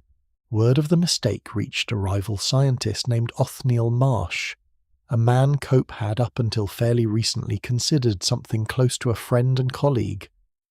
Exactly how the correction played out afterward depends a little on whose account you trust. Marsh later in life told the story as though he personally caught the error on the spot and broke the news to Cope directly. Other records suggest the actual formal correction came from a respected older scientist named Joseph Leidy, who quietly published the fix himself not long after. What everyone agrees on is simpler and in some ways more interesting than who technically gets the credit. Cope's mistake became public, and once it was public, Marsh made absolutely certain the entire scientific world knew exactly whose name was attached to it. Cope, humiliated, apparently tried to buy up every single copy of the journal containing his original backward description, hoping to erase the whole embarrassing episode before it could spread any further. It did not work, obviously. It rarely does. If anything, the attempt to hide the mistake became almost as well known as the mistake itself, and from that point forward, whatever professional warmth had once existed between these two men evaporated completely. Have you ever made a mistake in front of people whose opinion mattered to you, the kind where your first instinct is to somehow make it disappear rather than simply admit it? I think most of us know that particular flavour of panic. Cope's version just happened to involve an entire preserved sea monster and the founding meeting of one of the ugliest rivalries in the history of American science, because that is really what this moment became a spark rather than the whole fire. Over the following 2 decades, Cope and Marsh turned fossil hunting into something closer to open warfare funding, competing expeditions that raced each other across the same stretches of Wyoming and Kansas, bribing dig site workers to redirect shipments away from one rival and toward the other. publishing rushed spiteful papers specifically designed to embarrass one another in print, rather than to advance the science both men clearly cared about. They accused each other of theft. They occasionally accused each other of outright sabotage, smashing bones at abandoned dig sites, rather than let a rival get near them. Between the two of them, they described well over 100 new species, an extraordinary scientific achievement. By any honest measure, the kind of legacy most researchers could only dream of leaving behind. They also very nearly bankrupted themselves in the process, consumed by a grudge that outlived most of the friendships either man had left by the end of it. In fairness to Cope Marsh was not above his own embarrassing mix-ups either at one point, famously mounting the wrong skull entirely onto another one of his own dinosaur skeletons, an error that stood uncorrected in museum halls for the better part of a century. Neither man, it turns out, had a perfect track record. They simply differed on how loudly they were willing to point that out about each other. I do not think this story is really about who won honestly. I think it is about how easily professional pride can curdle into something far pettier, given enough time, enough public embarrassment, and enough wounded ego on both sides. Two remarkably brilliant men capable of extraordinary work spent decades making each other, and frankly themselves smaller in the process. Both died feeling by most accounts more bitter than accomplished, despite leaving behind a body of work that changed an entire field of science forever. There is a quiet lesson buried in there somewhere about how we handle being publicly wrong, and I suspect it applies just as well outside a museum as inside one. What strikes me most, if I'm being honest, is how differently this story could have gone. Picture for a moment an alternate version of that same afternoon in Philadelphia, where a colleague quietly pulls Cope aside after the meeting, points out the mix-up in private, and the two of them simply laugh about it over dinner, before correcting the record together the following week. No public humiliation, no decades of bitterness, just two scientists doing science the way it is supposed to work.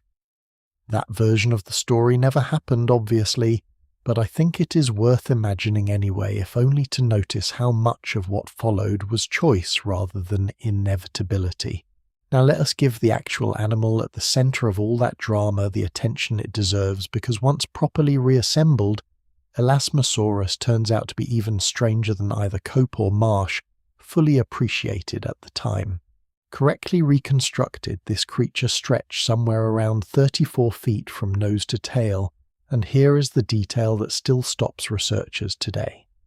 The neck alone accounted for roughly 23 feet of that total length, built from 72 individual neck bones, more than any other known vertebrate on the planet living or extinct, with the single exception of one very close relative discovered decades later up in Canada.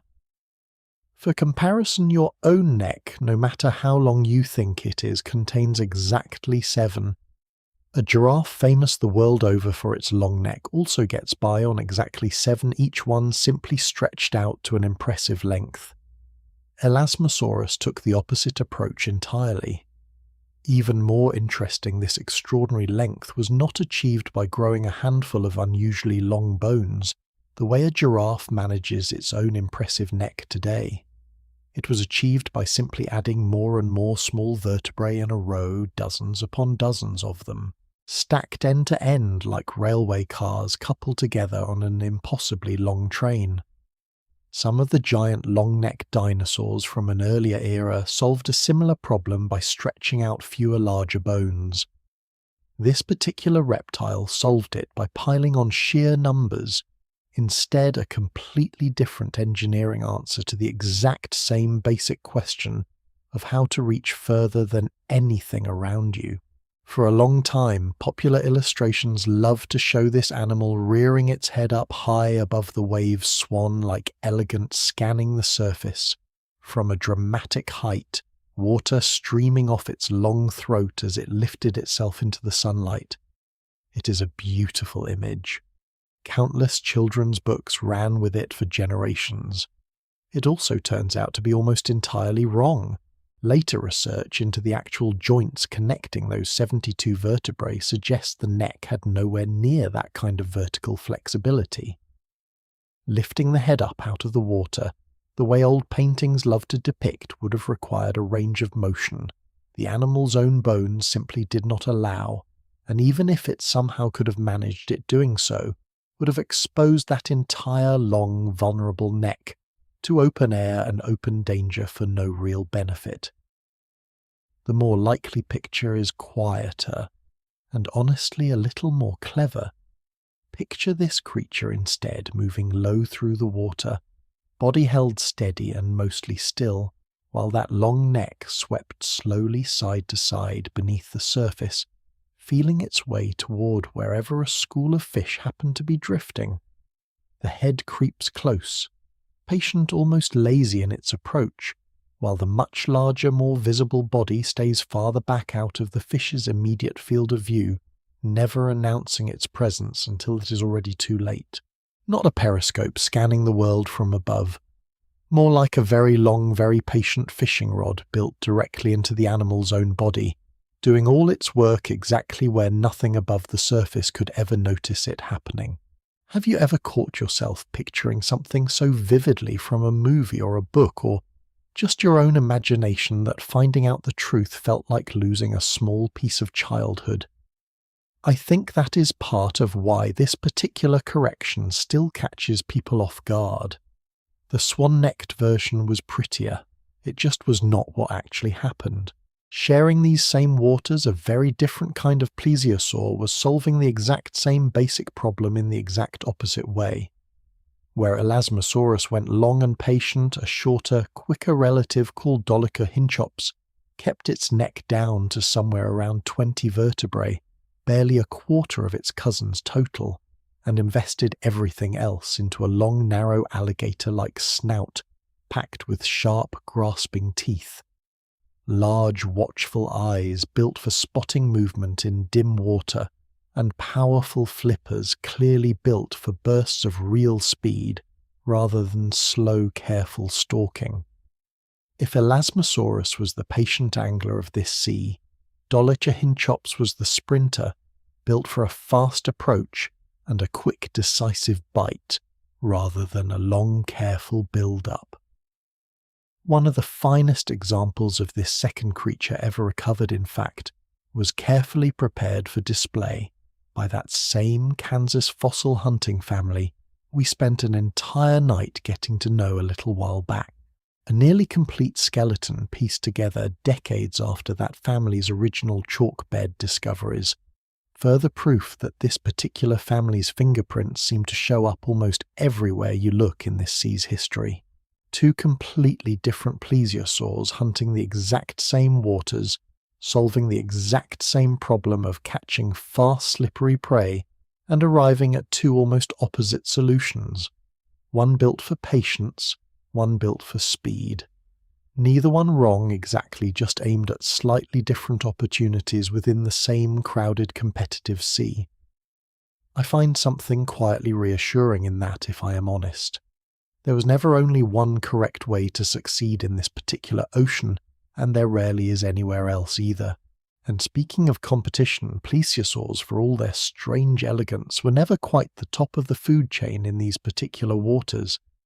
That title belonged to something else entirely, a group of reptiles with a background even stranger than a neck built from 72 bones. Because unlike the plesiosaurs who'd been swimming in one form or another since long before this sea even existed, the true rulers of this ocean started out as something you would never expect to find anywhere near open water at all.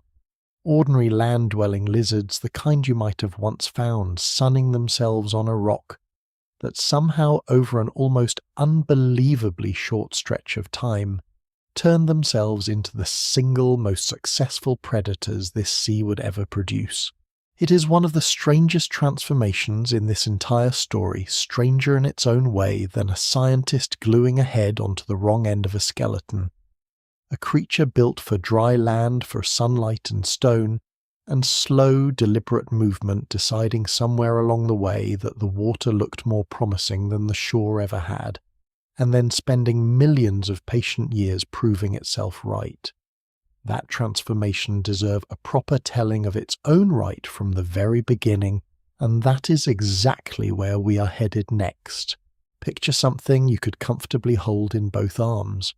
A lizard barely a yard long, sunning itself along a muddy shoreline somewhere in what is now Texas, its stubby little legs still perfectly capable of dragging it up onto dry land whenever it felt like it, its skin catching the heat of an afternoon sun the same way any ordinary reptiles would. Nothing about this creature looks like the beginning of a monster. It looks frankly like something you might step around on a hiking trail without giving it a second glance. And yet if you trace the family tree far enough forward, this exact same body plan eventually produces something capable of swallowing a grown man whole. Its name, once paleontologists finally identified it back in 2005, was Dallosaurus, and honestly it might be my favourite single fossil in this entire story, not because of anything dramatic about the animal itself, but because of what it represents. This was not yet a sea monster. It was something caught halfway through, becoming one leg still mostly intact body, only beginning to stretch and streamline, a creature equally at home, dragging itself across a sandbar or slipping into the shallows after something smaller and slower than itself. Scientists studying it recognized almost immediately what they were looking at.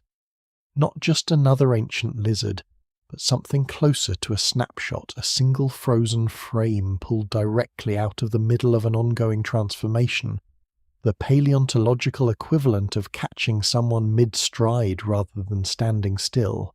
Here is the part that still catches me off guard every time I think about it properly. That transformation from a modest 3-foot lizard poking around tide pools to an animal capable of ruling an entire ocean did not take anything like the enormous stretches of time we have grown used to talking about across these last several nights. Most of it happened in something closer to 15 or 20 million years, which sounds like forever until you remember we've already discussed processes on this same planet that took 10 times as long just to flood a single continent.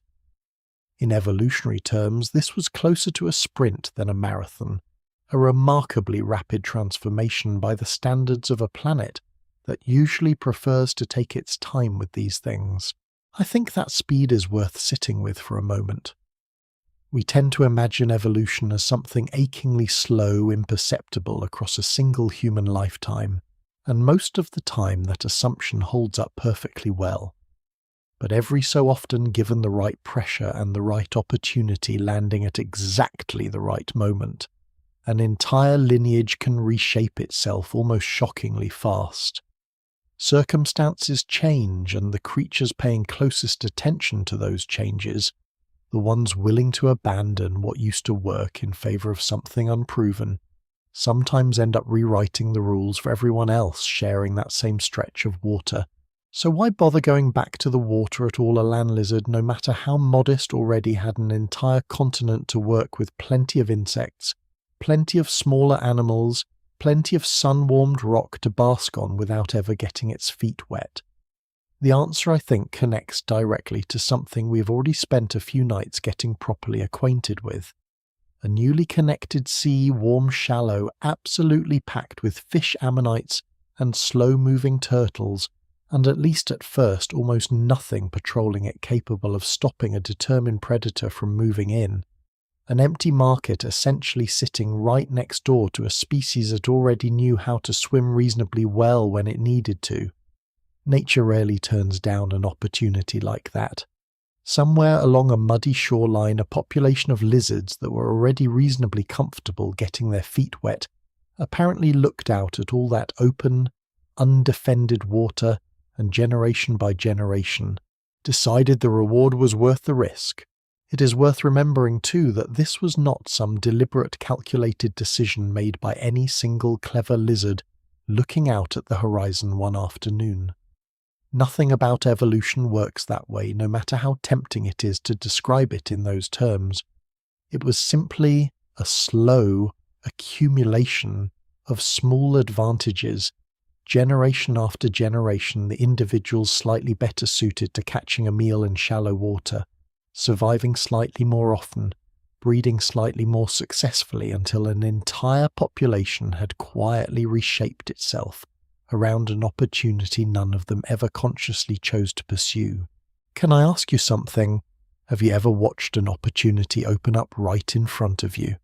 One that meant leaving behind something familiar and reasonably comfortable for something completely unproven. I imagine if a lizard could feel anything like ambition, this is roughly what it must have looked like from the inside. The changes came fast, and they came in a fairly specific order. The limbs went first, or at least they went first in the sense that matters most for actually living in open water. Those stubby little legs, still perfectly functional on a creature like Dallosaurus, gradually flattened and widened into proper paddles, the individual toe bones spreading out and multiplying inside a smooth unified flipper, useful for steering rather than walking. Imagine watching that change happen across enough generations, each one just slightly less capable of walking on solid ground than the last, until eventually an entire branch of the family simply stopped bothering to try. The body lengthened and smoothed out next, shedding the bulky muscular build of a land-dwelling lizard in favour of something considerably more streamlined, built to slip through water with as little resistance as possible. For propulsion, these early mosasaurs relied heavily on their tails, swinging their entire back half side to side through the water in long sweeping strokes, not unlike the way a monitor lizard or a water snake moves today when it swims across a river. We will come back to that particular detail later, because it turns out there was more going on with that tail than anyone realized for well over a century, but that is a conversation for another night. Even the skull rearranged itself for this new life. The nostrils originally sitting out near the tip of the snout, the way you would expect on any ordinary lizard, gradually migrated backward and upward, settling closer to the top of the head, the same basic solution crocodiles landed on for the exact same reason millions of years earlier, and completely independently, two unrelated branches of the reptile family tree arriving at an identical answer to an identical problem. A predator that spends most of its life just beneath the surface benefits enormously from being able to breathe without lifting its entire head out of the water, exposing itself to anything watching from above or waiting on the shore. And in a detail I happened to find quietly delightful, these animals kept something else straight out of their lizard ancestry. A long forked tongue flicking in and out to sample chemical traces drifting through the water, the same basic tool a monitor lizard uses on land to track a scent across open ground, simply repurposed for a life spent almost entirely underwater instead. Evolution, it turns out, rarely throws away a perfectly good tool. It just finds new work for it. Once that basic body plan proved itself, evolution did what evolution tends to do best. It started experimenting. Within a surprisingly short stretch of time, this single family tree split into dozens of distinct branches, each one carving out its own particular niche within the same crowded sea. Some, like a leaner, quicker genus called Clidasts, stayed relatively modest in size, rarely stretching, much past 13 feet agile hunters built for chasing smaller, faster prey through open water where speed mattered more than raw power. Others sturdier and more heavily built, better suited to tackling armoured prey that a slimmer relative could never have handled, developed rounded blunt teeth instead of narrow piercing ones, an early hint that some branches of this family were already specialising in cracking shells rather than slicing flesh.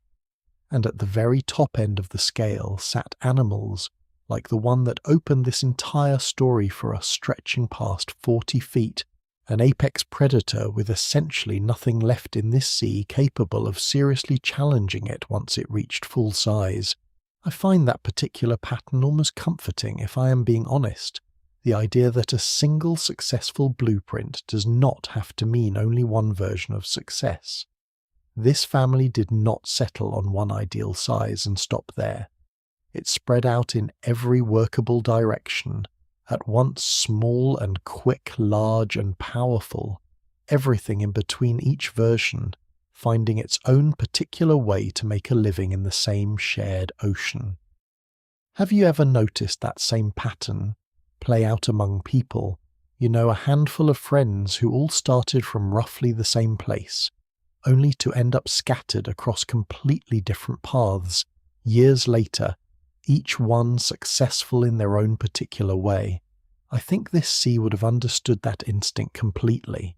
Now here is a detail that surprises a lot of people the first time they hear it, because it has almost nothing to do with Kansas at all.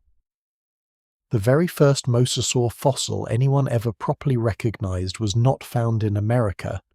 It turned up in the Netherlands in a chalk quarry near the city of Maastricht sometime in the late 1700s, decades before anyone in Europe had even heard of the chalk hills of Kansas. Workers pulled an enormous, unmistakably reptilian skull out of the rock more than 4 feet long by some accounts, and for years nobody quite knew what to make of it. Some assumed it belonged to a crocodile, others guessed at a whale or some kind of giant unfamiliar fish. Local legend eventually nicknamed it with a certain amount of local pride the great animal of Maastricht, long before anyone had the scientific vocabulary to properly describe what they were actually looking at. The truth once a sharp-eyed scientist named Georges Cuvier finally worked it out was stranger than either guess. An enormous lizard related distantly to creatures still alive today, but belonging to a species that simply did not exist anymore anywhere on the planet. At the time, that idea alone that an entire kind of animal could vanish completely off the face of the earth without a single living descendant was closer to heresy than accepted science. Most educated people in that era still assumed nature operated on a fixed, unchanging plan, everything that had ever existed still existing somewhere simply out of sight. This one skull helped change that assumption, for good, becoming one of the first pieces of solid evidence that extinction was not just possible, but had already happened more than once, long before anyone was around to witness it, and the story of how that particular skull survived long enough to be studied at all is its own small, strange adventure. When French revolutionary troops advanced on Maastricht at the end of the 1700s, the Dutch owners of the fossil, fully aware of what they had and desperate not to lose it, reportedly tried to hide the skull from the invading army, entirely moving it from one hiding place to another as the fighting drew closer. As the story goes, French soldiers eventually found it anyway, allegedly bribed into revealing its hiding place with nothing more than a case of good wine, and the skull was carried off to Paris as a prize of war treated with roughly the same seriousness as any other captured treasure. Whatever the exact details and history has softened a few of them over the centuries in the retelling, the fossil that gave this entire group of animals its name very nearly did not survive long enough to receive one. I love that story, honestly, because it is such a perfect, slightly absurd reminder that scientific discovery rarely happens in a clean, orderly fashion. Sometimes the single most important fossil in an entire field of study survives. An actual war gets traded for wine and ends up shaping our understanding of extinction itself almost by accident. Somewhere in Paris, a scientist studying a skull that had just barely escaped a battlefield was quietly laying the groundwork for an idea that would eventually reshape biology, geology, and our entire understanding of how life on this planet actually works, and he almost certainly had no idea in that moment just how far that idea would travel. By the time American fossil hunters started pulling their own mosasaurs out of the chalk hills of Kansas decades later, the animal already had a name, a European pedigree, and a strange, almost cinematic origin story attached to it. What those American discoveries added was scale sheer numbers and an entire family tree's worth of variety that nobody in that quiet Dutch quarry could ever have guessed at. A single war-torn skull from the Netherlands turned out to be only the opening line of a much longer story, one that would eventually stretch across an entire ocean, buried in the middle of another continent altogether. We know now who these animals were and roughly how they became what they became. What we have not really talked about yet, not properly, is what they actually did with all of that power once they had it. Because knowing an animal can grow 40 feet long and swallow prey whole tells you almost nothing about how it chose to spend its days, who it fought, who it feared, and what exactly ended up on its dinner plate more often than anything else. Some of what the fossil record has to say on that particular subject is deeply unsettling evidence, pulled directly from the stomachs of these animals themselves, and it tells a story about appetite, rivalry, and survival that makes tonight's conversation about family trees and flipper bones feel almost gentle by comparison. That particular part of the story, I promise you, gets considerably more brutal than anything we have covered tonight so far. In 1987, a research team working through a set of bones pulled from the Pierre Shale of South Dakota made a discovery that still gets brought up in academic papers decades later, not because of what the animal looked like on the outside, but because of exactly what they found once they opened up what remained of its stomach. The animal itself was a Tylosaurus, one of the largest of its kind, easily approaching 30 feet from nose to tail. Nothing unusual about that on its own by this point in our story. What made this particular specimen remarkable was everything still sitting inside it, undigested, preserved almost exactly the way it had been in the final hour of this creature's life, sealed away in dark shale for tens of millions of years before a single careful brushstroke finally brought it back into the light. A smaller mosasaur over 6 feet long, swallowed whole. The remains of a diving bird we have already gotten properly acquainted with a few nights back, the one that gave up flying entirely in favour of chasing fish underwater. A sizable fish. And based on a few scattered teeth mixed in with everything else, quite possibly a shark as well, caught and consumed in the same general sitting. Sit with that for a second. One single stomach.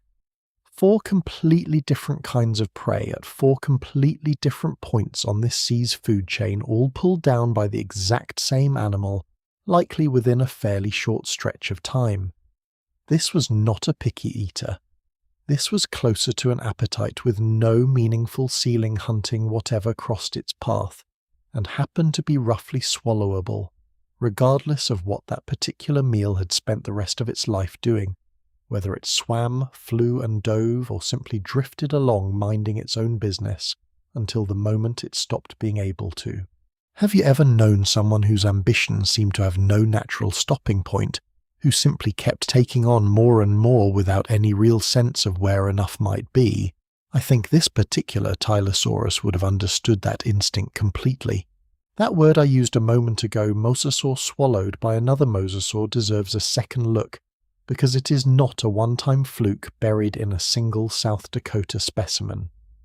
Stomach contents like this keep turning up again and again across different individuals, different formations, different decades of digging. Have you ever assumed something was a strange, isolated exception, only to keep running into it again and again until you finally had to admit it was actually the pattern? That is roughly the position paleontologists found themselves in here. And the pattern they keep pointing toward is uncomfortable in a very particular way. These animals were on a fairly regular basis eating each other. The most dramatic example anyone has documented so far did not even come from this sea. It turned up decades later on the opposite side of the Atlantic in coastal rock formations off the coast of Angola, a discovery eventually put on public display at the Smithsonian for exactly the reason you would expect. Inside the stomach of one particular prognathodon, a stocky, powerfully built mosasaur known for cracking through tough armoured prey, researchers found not one, not two, but 3 separate mosasaur skulls, layered together in a jumble that must have taken real patience to sort out piece by piece. One belonged to a different species entirely. One was a juvenile of a closely related genus, and the third, almost impossible to say, gently belonged to a young member of the exact same species as the predator that had swallowed it. Picture the researchers working through that specimen for the first time, gradually realizing tooth by tooth skull, fragment by skull fragment, that they were not looking at one meal. They were looking at what amounted to an entire small buffet collected over what was likely more than a single sitting, compressed together inside the stomach of one particularly successful hunter. It is the kind of find that reshapes an entire academic paper halfway through writing it, the sort of discovery a researcher spends the rest of their career being asked about at conferences. I want to be careful with how I frame that, because it is easy to reach for a word like monstrous and stop thinking any further. But nature rarely operates on anything resembling human morality, and cannibalism, among predators, uncomfortable as it is to sit with, usually comes down to something fairly simple. An easy meal is an easy meal, and a smaller member of your own species sharing your same general hunting grounds, competing for your same general food supply, occasionally qualifies. It happens among sharks today. It happens among certain lizards and amphibians still walking the earth right now, most of them creatures we would never think to call cruel for it. It is not evil exactly. It is closer to a cold, practical math problem solved the same way every single time. Calories and calories out with very little sentiment left over to complicate the equation. A predator this size, burning through this much energy just to stay alive and keep swimming, could not always afford to be sentimental about where its next meal came from, even when that meal happened to share its own scales, its own teeth, its own family tree. Closer to home in the same chalk and shale country we've returned to so many times, these past several nights an earlier discovery told a slightly different, and in some ways even more striking version of this same story. Back in 1918, a fossil hunter named Charles Sternberg, father to the very same George Sternberg, whose careful work with a fish and its own unfortunate last meal we spent an entire night discussing a while back, uncovered another adult Tylosaurus, out near a small waterway called Twin Butte Creek, this one carrying something else entirely inside it. Not another mosasaur.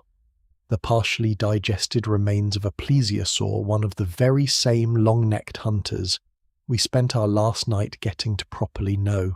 Charles Sternberg was already well into his career by that point, decades of dusty summers behind him, the kind of fossil hunter who had seen enough strange things pulled out of the ground that very little should have surprised him anymore, a man who had spent most of his adult life choosing hard, uncertain fieldwork over any steadier, more comfortable profession he could easily have settled into instead. And yet accounts from that period suggest even he understood immediately what he was holding, reporting the discovery to the Kansas Academy of Science, not long after the kind of find worth interrupting an otherwise ordinary season to properly document. Picture what that moment must have actually looked like out there in open water, tens of millions of years before either Sternberg was ever born. A plesiosaur patient, careful, sweeping its long neck side to side through a school of fish, exactly the way we described body held, steady, confident in a hunting method that had likely served it well for years, and then from somewhere below or behind, completely outside its field of view, a shape closing the distance fast enough that whatever advantage that careful, patient hunting style usually provided simply did not matter anymore.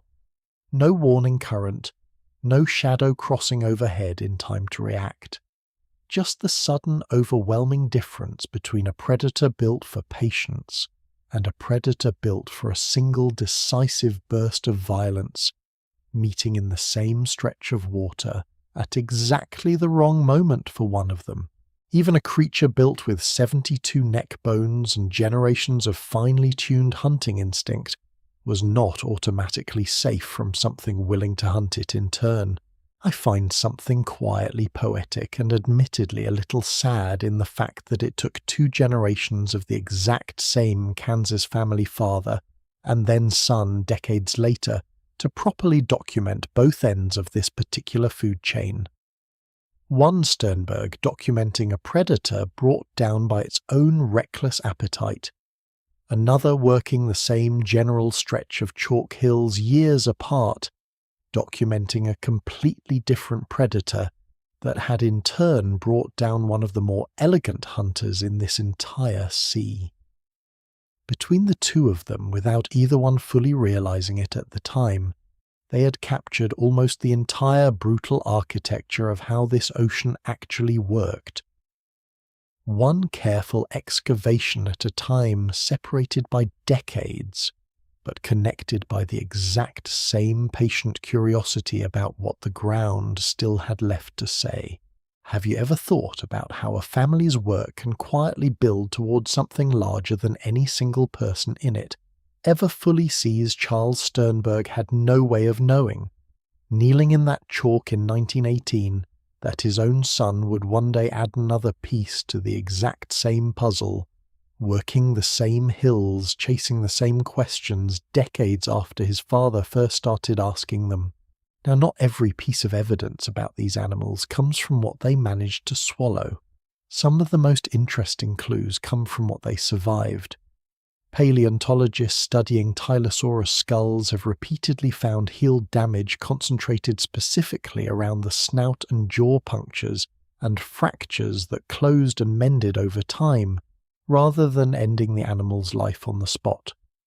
The bone itself tells the story plainly enough once you know how to interpret it. Fresh damage looks sharp, clean, unhealed at the edges. Old damage looks different, rounded over, filled back in with new growth, unmistakable evidence that whatever caused it happened while the animal was still very much alive with years left ahead of it. The pattern of those injuries lines up closely with something we can actually observe happening today among large monitor lizards and crocodilians animals that settle disputes over territory or access to a mate through brief violent confrontations rather than sustained, drawn-out combat. A quick, forceful bite to the head delivered and absorbed, followed by both animals backing off rather than fighting to the death. It is not so different, honestly, from the kind of posturing you see between two large, proud animals almost anywhere in nature. A short, sharp disagreement settled quickly, rather than dragged out into something neither party can walk away from. That distinction matters more than it might first appear. A bite mark from a failed hunt tells you what an animal ate or tried to. A healed bite mark tells you something else entirely, that this same animal fought, survived, and kept on swimming afterward, carrying the evidence of that fight for the rest of its life, the way a person might carry an old scar from a fall they barely remember anymore. It suggests these were not simply solitary eating machines drifting through empty water indifferent to one another except at mealtime. There was social friction here, competition, something closer to an actual society, no matter how violent its internal disputes occasionally turned, complete with its own quiet history of old rivalries and near misses written directly into the bone. Even the ammonites we spent time with earlier in this story turn out to carry their own quiet record of these confrontations. Certain fossilized shells, particularly a coiled species we've already met, show small evenly spaced puncture marks pressed into the surface, a pattern that lines up almost perfectly with the spacing of mosasaur teeth. Some of these punctures show signs of healing, a thin layer of new shell material grown back over the wound, meaning the ammonite survived the attack at least for a while, carrying its own small scar through the rest of its short life. Others clearly did not survive, the shell cracked clean through, with no evidence of any recovery at all. Either way, it is one more small thread of direct evidence stitched into the fossil record itself, confirming that these predators were not just chasing fish and each other. They were reaching into every available corner of this sea's pantry, testing whatever happened to be within striking distance, shelled or otherwise patient enough to work at something armoured if the reward on the other side justified the effort. Can I ask you something before we move any further tonight? Does it change how you picture these animals knowing this much detail about what actually filled their stomachs, rather than just how large or how fast they were? I think it does for me. Size and speed make for a good headline. Appetite rivalry and the occasional healed scar make for an actual character. The kind of detail that turns a museum silhouette into something that once actually lived, made choices, took risks, and occasionally paid the price for taking one risk too many. We have spent tonight learning what these predators ate, who they fought, and how brutally efficient they could be when the moment called for it. What we have not yet talked about is something that took scientists over a century to properly figure out a basic fundamental detail about how these animals actually move through the water in the first place, one that turns out to have been almost completely wrong in nearly every painting, museum, diorama and movie ever made about them. For well over 100 years, the accepted picture showed these creatures swimming the same way a snake crosses a river, the entire body whipping side to side in one long continuous wave. It took a single extraordinary fossil discovered on the other side of the world to finally prove that picture wrong. That correction, once it finally arrived, changed everything about how we picture these creatures swimming, and it is exactly where we are headed next. For well over 100 years, if you opened a textbook, walked through a museum hall, or watched pretty much any documentary willing to tackle this subject, you would have seen the exact same picture of how these animals actually swam. A long, heavy body thrown side to side in one continuous snake, like wave, the same basic motion you would see from a water snake crossing a pond today, just scaled up to something the length of a school bus. Museum dioramas built entire exhibits around that single assumption. Illustrators spent careers perfecting the exact curve of that imagined undulation. It looked plausible enough. It matched the skeleton reasonably well, at least as far as anyone could tell just from looking at bone. And it turns out to have been almost completely wrong. The correction came from an unlikely place, and honestly from an unlikely amount of patience. In 2008, quarry workers cutting into limestone near a site called Harana in central Jordan pulled out the remains of a mosasaur belonging to the genus Prognathodon, the same stocky, powerful hunter we spent time with a few nights back. Jordan is not exactly the location most people picture when they hear the phrase Cretaceous sea monster. Most of what we've talked about across these nights together has stayed rooted in the middle of the United States, Kansas, South Dakota, Wyoming, the long chalk and shale country where this particular inland sea did most of its work. But the Cretaceous world was considerably larger than one buried American ocean.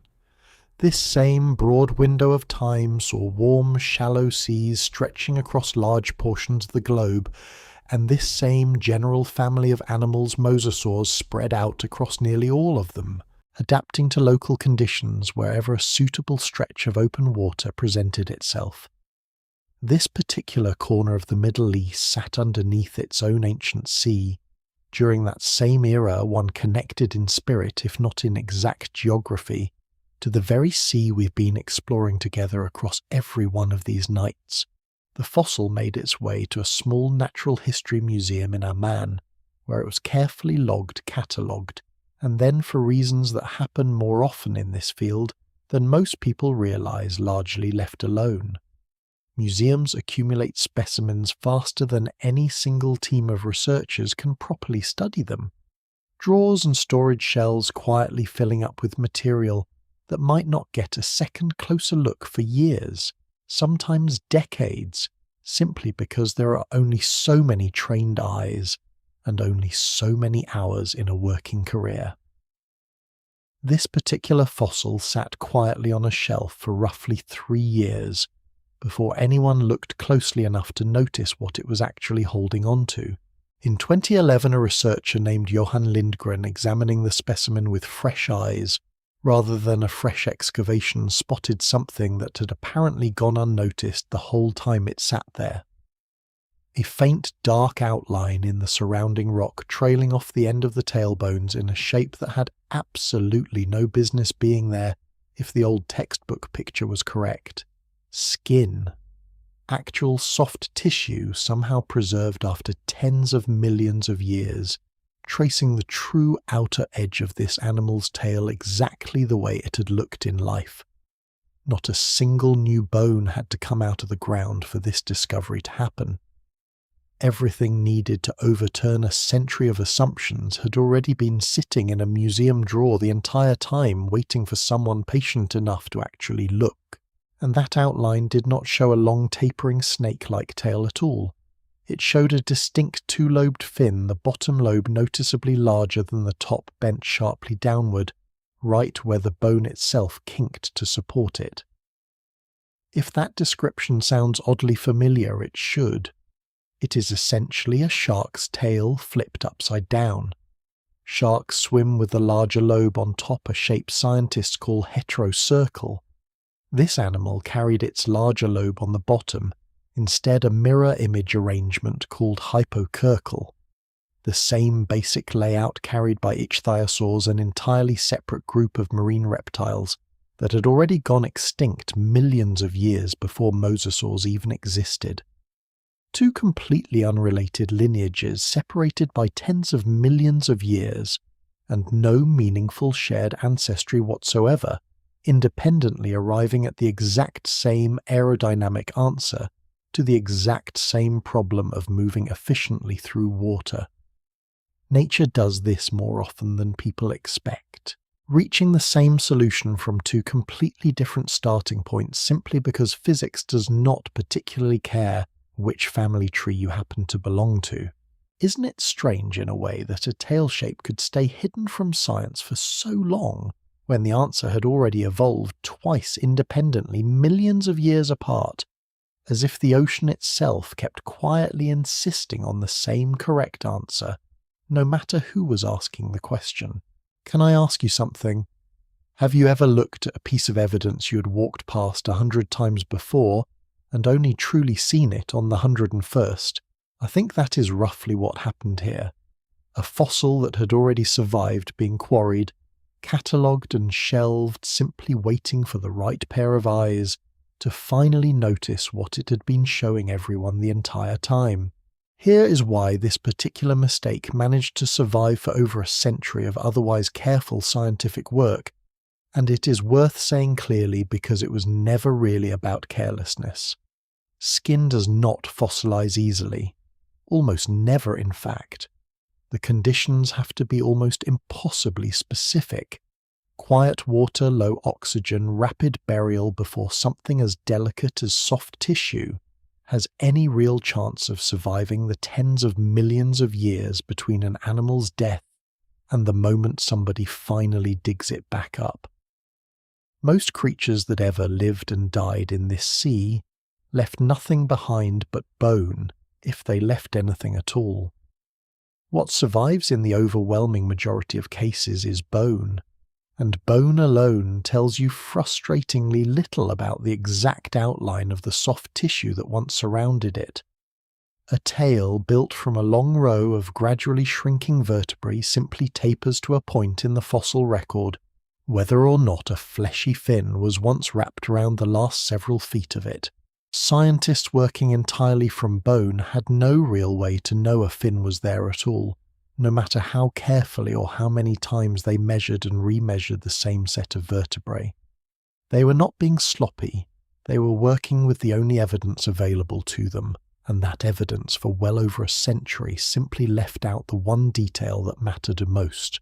Once you actually understand what that tail fin means for how these animals moved, the whole picture of this sea starts shifting underneath you. A shark powered predominantly by a shape like this is not lazily undulating its way across open water. It is generating real concentrated thrust with every single stroke, capable of sudden explosive bursts of speed rather than one long continuous crawl. Remember that opening night we spent together picturing a shadow, gliding low through the water, patient unhurried, waiting for exactly the right moment. That patience was real. But the burst that followed it, the actual strike, would have moved considerably faster and considerably more violently than the old textbook picture ever gave these animals credit for. We were not wrong about the patience. We were wrong about what that patience was actually capable of unleashing once it finally ran out. Think about that plesiosaur we talked about a while back, the one that never saw its own predator coming until it was already far too late. A snake-like undulating pursuer might have given that plesiosaur at least a fighting chance to notice the danger approaching and react. A shark-tailed pursuer capable of a genuine explosive burst of acceleration would have closed that same gap in a fraction of the time with a fraction of the warning.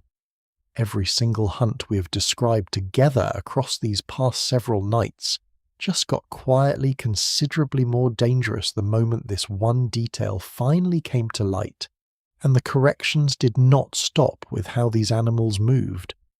The very next year, in 2014, a closely related team of researchers, several of the same names attached to the tail discovery, turned their attention to something even harder to preserve than an outline in stone: colour. Examining the fossilized skin of a different mosasaur, a species called plate carpus. Researchers found tiny structured particles scattered across the surface, the kind of thing earlier scientists had generally assumed were nothing more than ancient bacteria, an unremarkable side effect of decay rather than anything worth studying closely. For years, that assumption simply sat there unchallenged in the scientific literature, footnoted and moved past without much further thought. The sort of detail easy to glance past when you're focused on bigger questions like species identification or skeletal structure. Closer analysis, using tools far more sensitive than anything available to earlier generations of researchers, revealed something considerably more interesting. These were melanosomes, the same microscopic structures responsible for producing colour in skin, hair and feathers, today preserved well enough to actually reveal something about how this animal once looked, rather than simply how it was built. The pattern that emerged was dark along the back, lightening noticeably toward the belly, a scheme called countershading, and if that sounds familiar it should, because it is exactly the same basic colour strategy carried by killer whales, great white sharks and leatherback turtles moving through our own oceans today. Seen from above against the deep dark water below, a dark back blends into the depths, making it harder for anything looking down from the surface to spot a predator waiting patiently underneath. Seen from below against bright surface light, a pale belly disappears into the glare, hiding a hunter from anything looking up from deeper water. Camouflage working in both directions, at once invisible from above and invisible from below, depending entirely on which direction the danger or the next meal happened to be looking from. I find something almost humbling in that particular discovery, honestly. For generations, every single illustration, every toy, every documentary reconstruction of these animals was at best an educated guess dressed up as fact. Uniform green, uniform grey, whatever colour felt suitably monstrous to whichever artist happened to be holding the paintbrush that decade. Entire childhoods were shaped by a colour scheme nobody had any real evidence for simply because it looked appropriately fearsome on a lunchbox or a movie poster. It took a genuine scientific breakthrough examining structures invisible to the naked eye structures, smaller than a single grain of pollen, to finally replace guesswork with something closer to an actual answer. Have you ever been confidently wrong about something for years only to have new information quietly rearrange the whole picture, almost overnight? I think that happens to all of us eventually in far smaller ways than an entire scientific field rewriting how a sea monster swam and looked, but the feeling underneath it is probably not so different. A little embarrassing maybe the moment you realize how long you carried the wrong picture around without questioning it, but also if you let it be kind of exciting. Being wrong corrected properly is not a failure of science. It is exactly how the whole system is supposed to work. One patient, curious person at a time, willing to look a little closer at something everyone else had already decided they understood.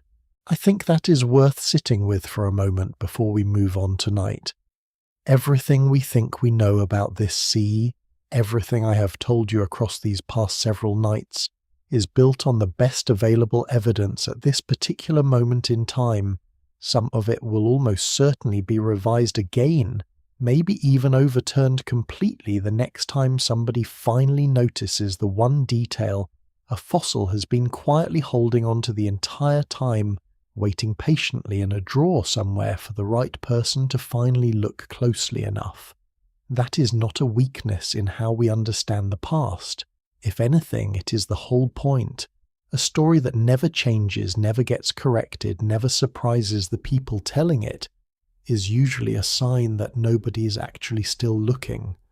This one keeps changing, which means people are still paying attention, still willing to be wrong in public, if it means getting a little closer to the truth.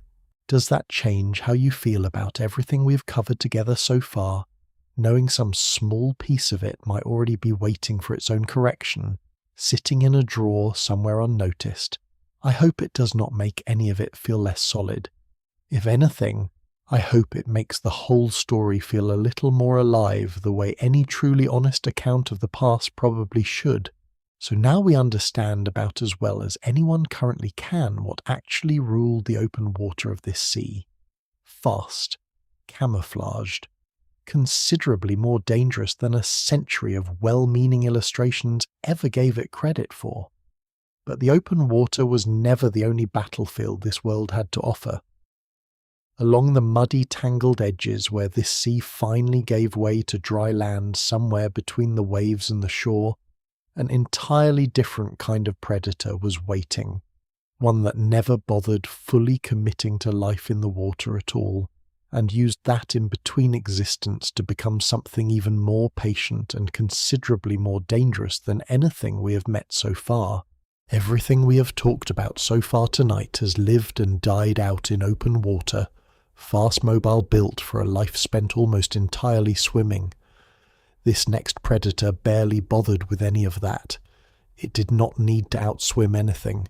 It simply needed to wait in the right spot along the muddy, tangled border where this sea met dry land and let the rest of the world eventually wander close enough. Picture the scene properly.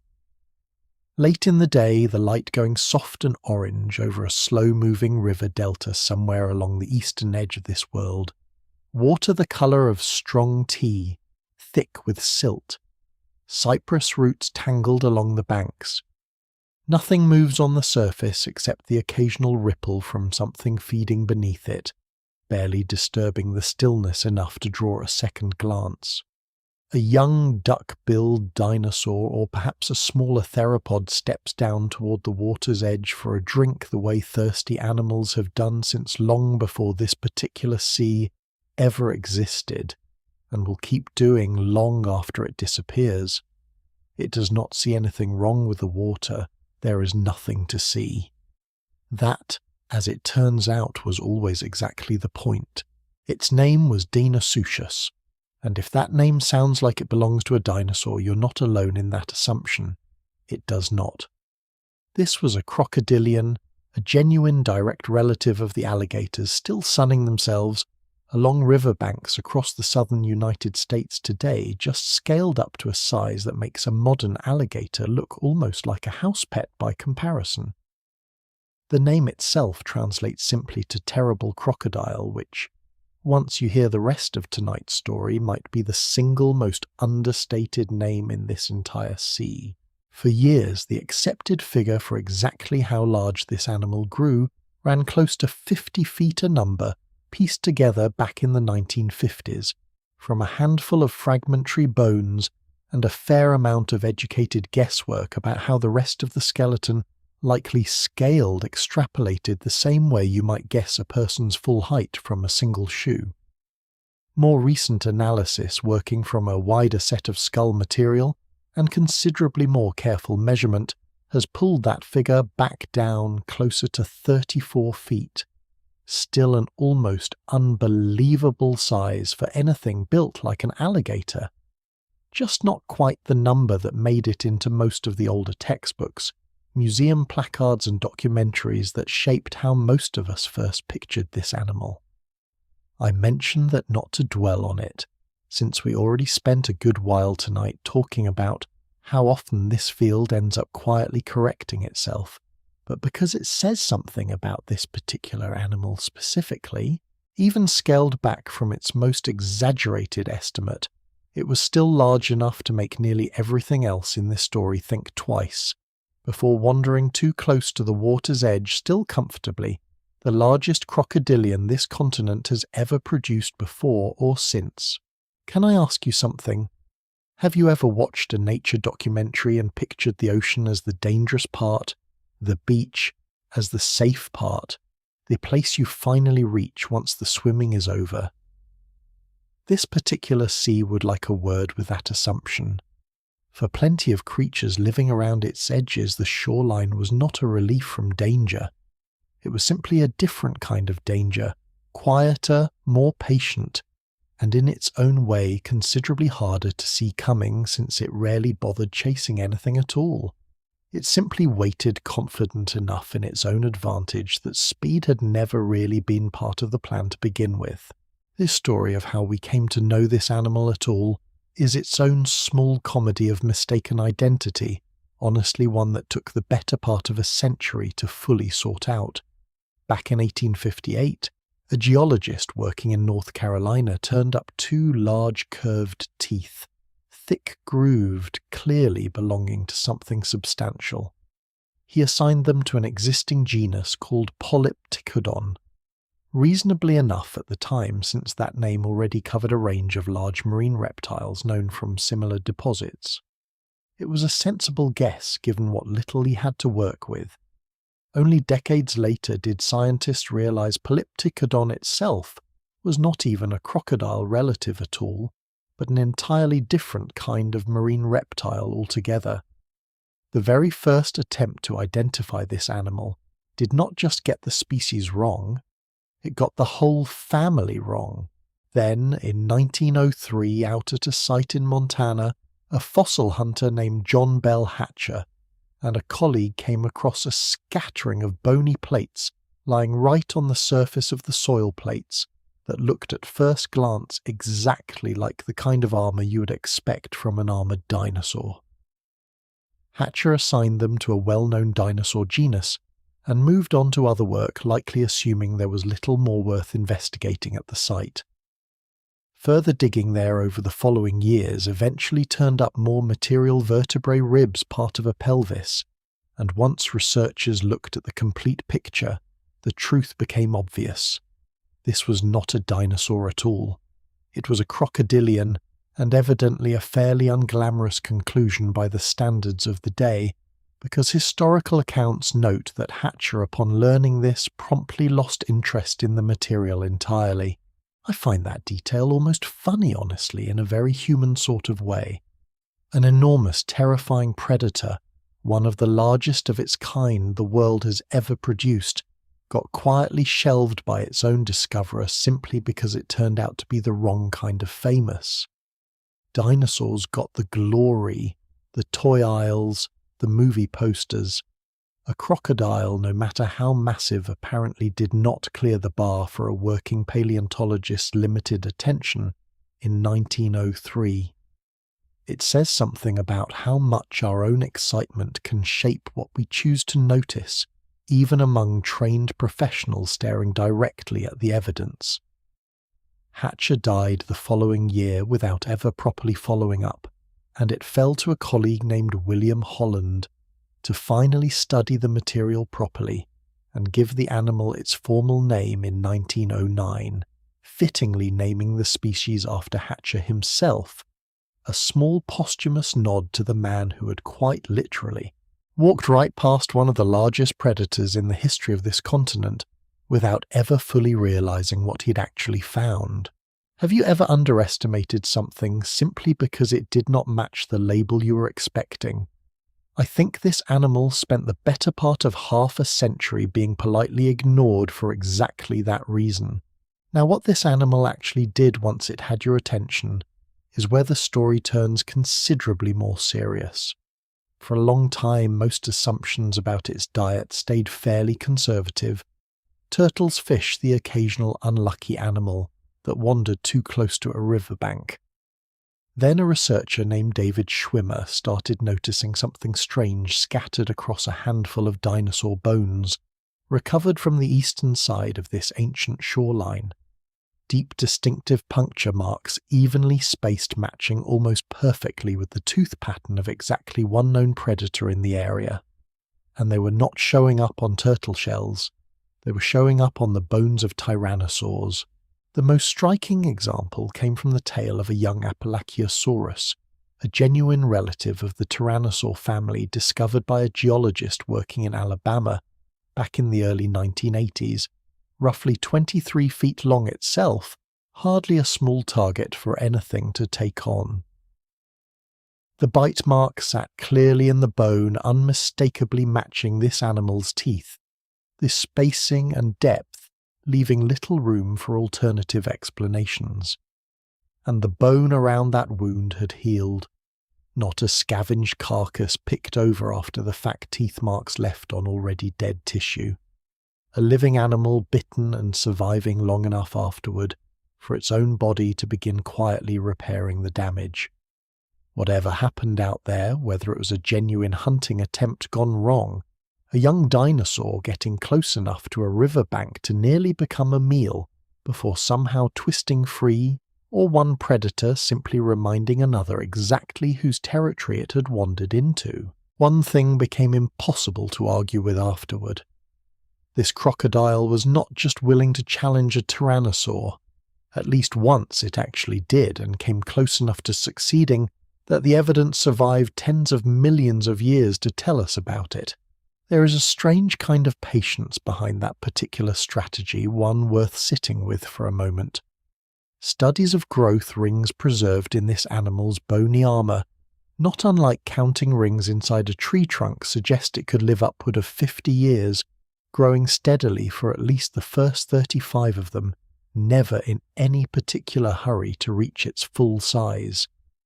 Compare that to the tyrannosaurs sharing its coastline animals that grew explosively fast, packing on size in a fraction of the time and rarely lived past 30 regardless. Two completely different strategies for the exact same basic goal of surviving in a dangerous world. One burned bright and fast, betting everything on reaching dominance quickly before time ran out. The other simply outlasted almost everything around it, patient enough to grow for decades before it ever needed to prove exactly how dangerous it had become, content to let the years themselves do most of the work. The tyrannosaur bite was not even the strangest evidence Schwimmer and his colleagues eventually turned up. Chunks of fossilized dung roughly 79 million years old, recovered from the same general region, turned out to contain fragments consistent with this animal's own diet. An admittedly less glamorous line of evidence than a healed bite mark, but every bit as scientifically valuable. Separate bite marks this time on the tailbones of a duck-billed dinosaur found near the Texas border told yet another version of the same basic story. This was not an animal with one narrow specialized diet. It ate whatever the shoreline offered. Turtle, dinosaur, or otherwise, provided the creature in question made the mistake of getting close enough to the water first.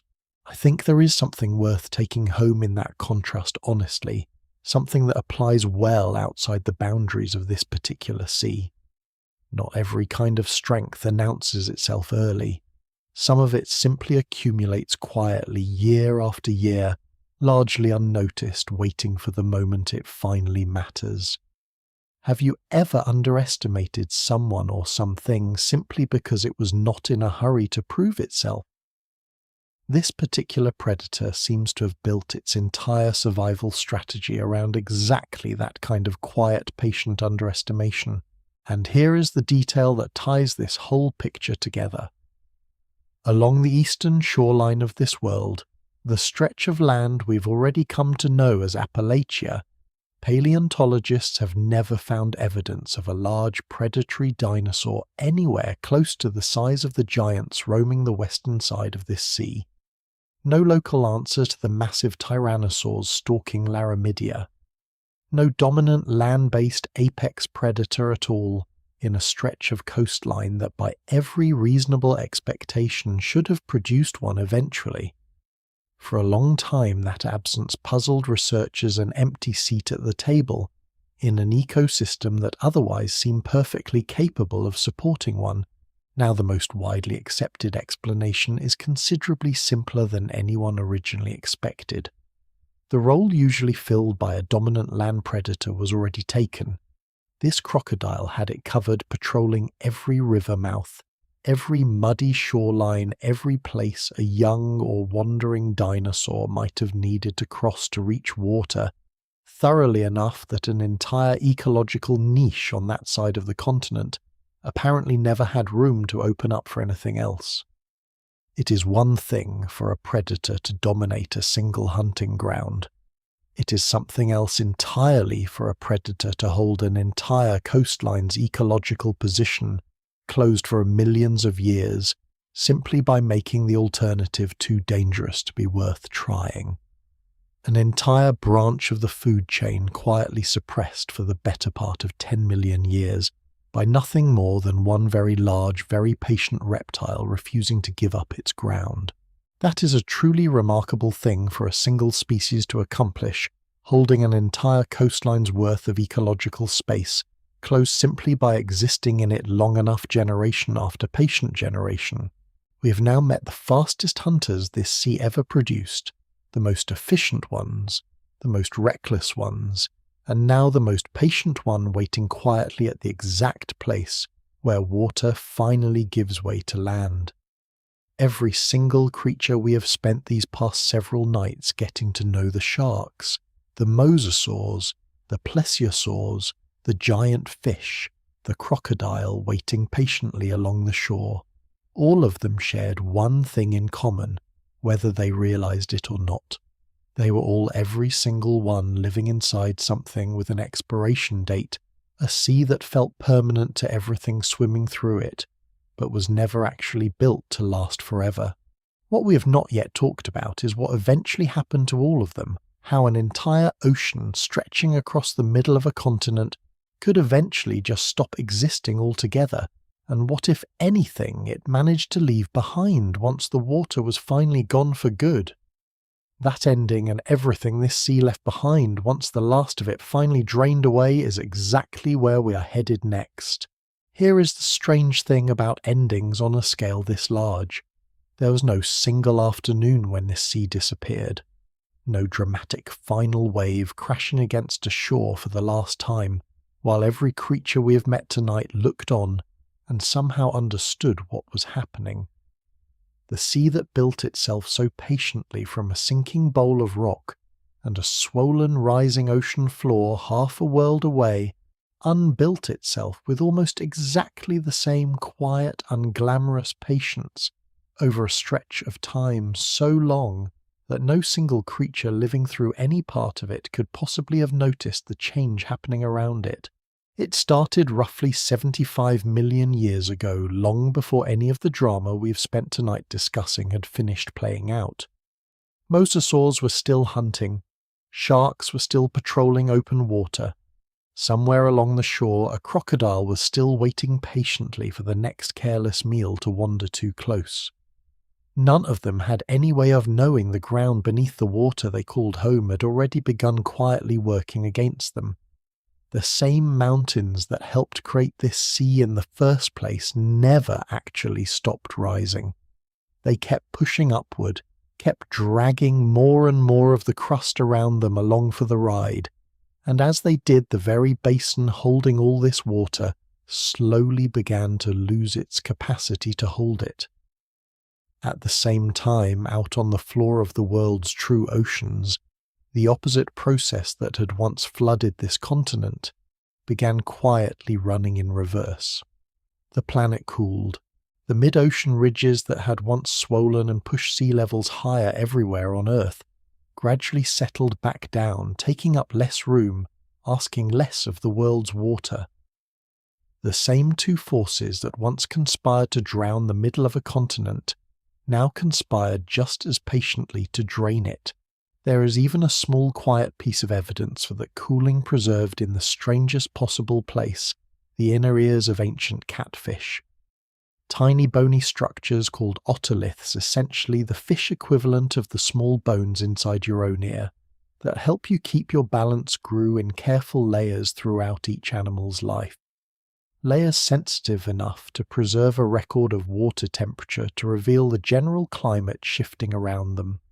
Studying those tiny unassuming little bones, researchers have traced this sea, cooling by several degrees over its final few million years, an entire climate shift recorded not in some dramatic geological formation, but in the ear bones of an ordinary fish that never once knew it was keeping a diary. It did not happen evenly. The retreat came in fits and starts the shoreline, creeping back for a while, occasionally pushing forward again for a season or two, before resuming its slow withdrawal, the same stubborn back-and-forth pattern you might recognize from watching a tide just stretched out across millions of years instead of a single afternoon. Geologists studying the layers of rock left behind by this process can actually trace those individual advances and retreats, charting the rise and fall of an ancient shoreline, the same way you might study a graph, each layer, a small chapter in an extremely long, extremely slow goodbye. By the final few million years of the Cretaceous, the sea had thinned into something considerably smaller than the vast body of water. We open this whole story with a shrinking, shallower remnant clinging to the southern half of its old territory, retreating steadily back toward the Gulf of Mexico, where a version of it had first arrived. And here is a detail I find strangely moving, honestly tucked away in the middle of all that retreat. At a certain point, before the sea finished disappearing completely, a narrow strip of dry land finally reconnected the two halves of the continent. This story began by splitting apart. Laramidia and Appalachia separated for tens of millions of years, each one growing its own separate collection of dinosaurs, its own separate ecosystems, its own separate evolutionary experiments. Close enough now for the first time that a determined creature could in theory walk from one side to the other without ever getting its feet wet. Scientists call that reconnection the Dakota Isthmus. I like to think of it as the world quietly stitching itself back together, closing a wound it had been carrying since the very first night we spent together at the start of all this, two halves of the same continent, finally allowed to remember they had once been whole. Now here is something worth clearing up plainly, because it is one of the most common mix-ups people make about this particular sea. Its disappearance and the famous mass extinction that ended the age of dinosaurs are not the same event, even though they sit close enough together in time that it is easy to blur them into one story, especially once you have spent an entire evening hearing about both of them back to back. By the time a certain asteroid struck the planet roughly 66 million years ago, this sea had already shrunk dramatically, already fragmented, already stopped being the single connected ocean we have spent all these nights exploring together. The Seaway's slow disappearance was its own separate, unhurried tragedy, playing out over millions of years for entirely different reasons driven by mountains and ocean ridges, rather than anything falling out of the sky. The asteroid, when it finally arrived, was not the reason this particular sea vanished. It simply arrived afterward to finish a much larger job on a much larger stage, one this story was never really built to cover on its own tonight. So what actually happened to every creature we have spent these nights getting to know?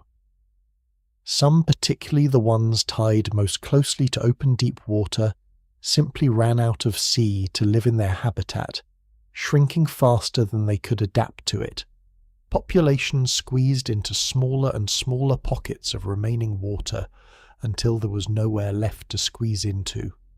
Others held on in the smaller shrinking remnant until the very end, whatever end that turned out to be for each individual species.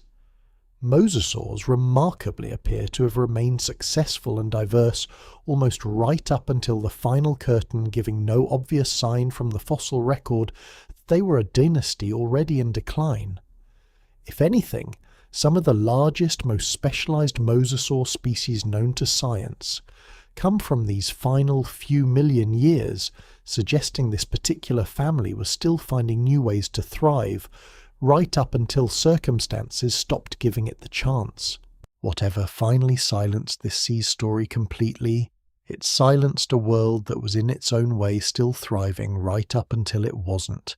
And what did all of it leave behind once the water was finally truly gone?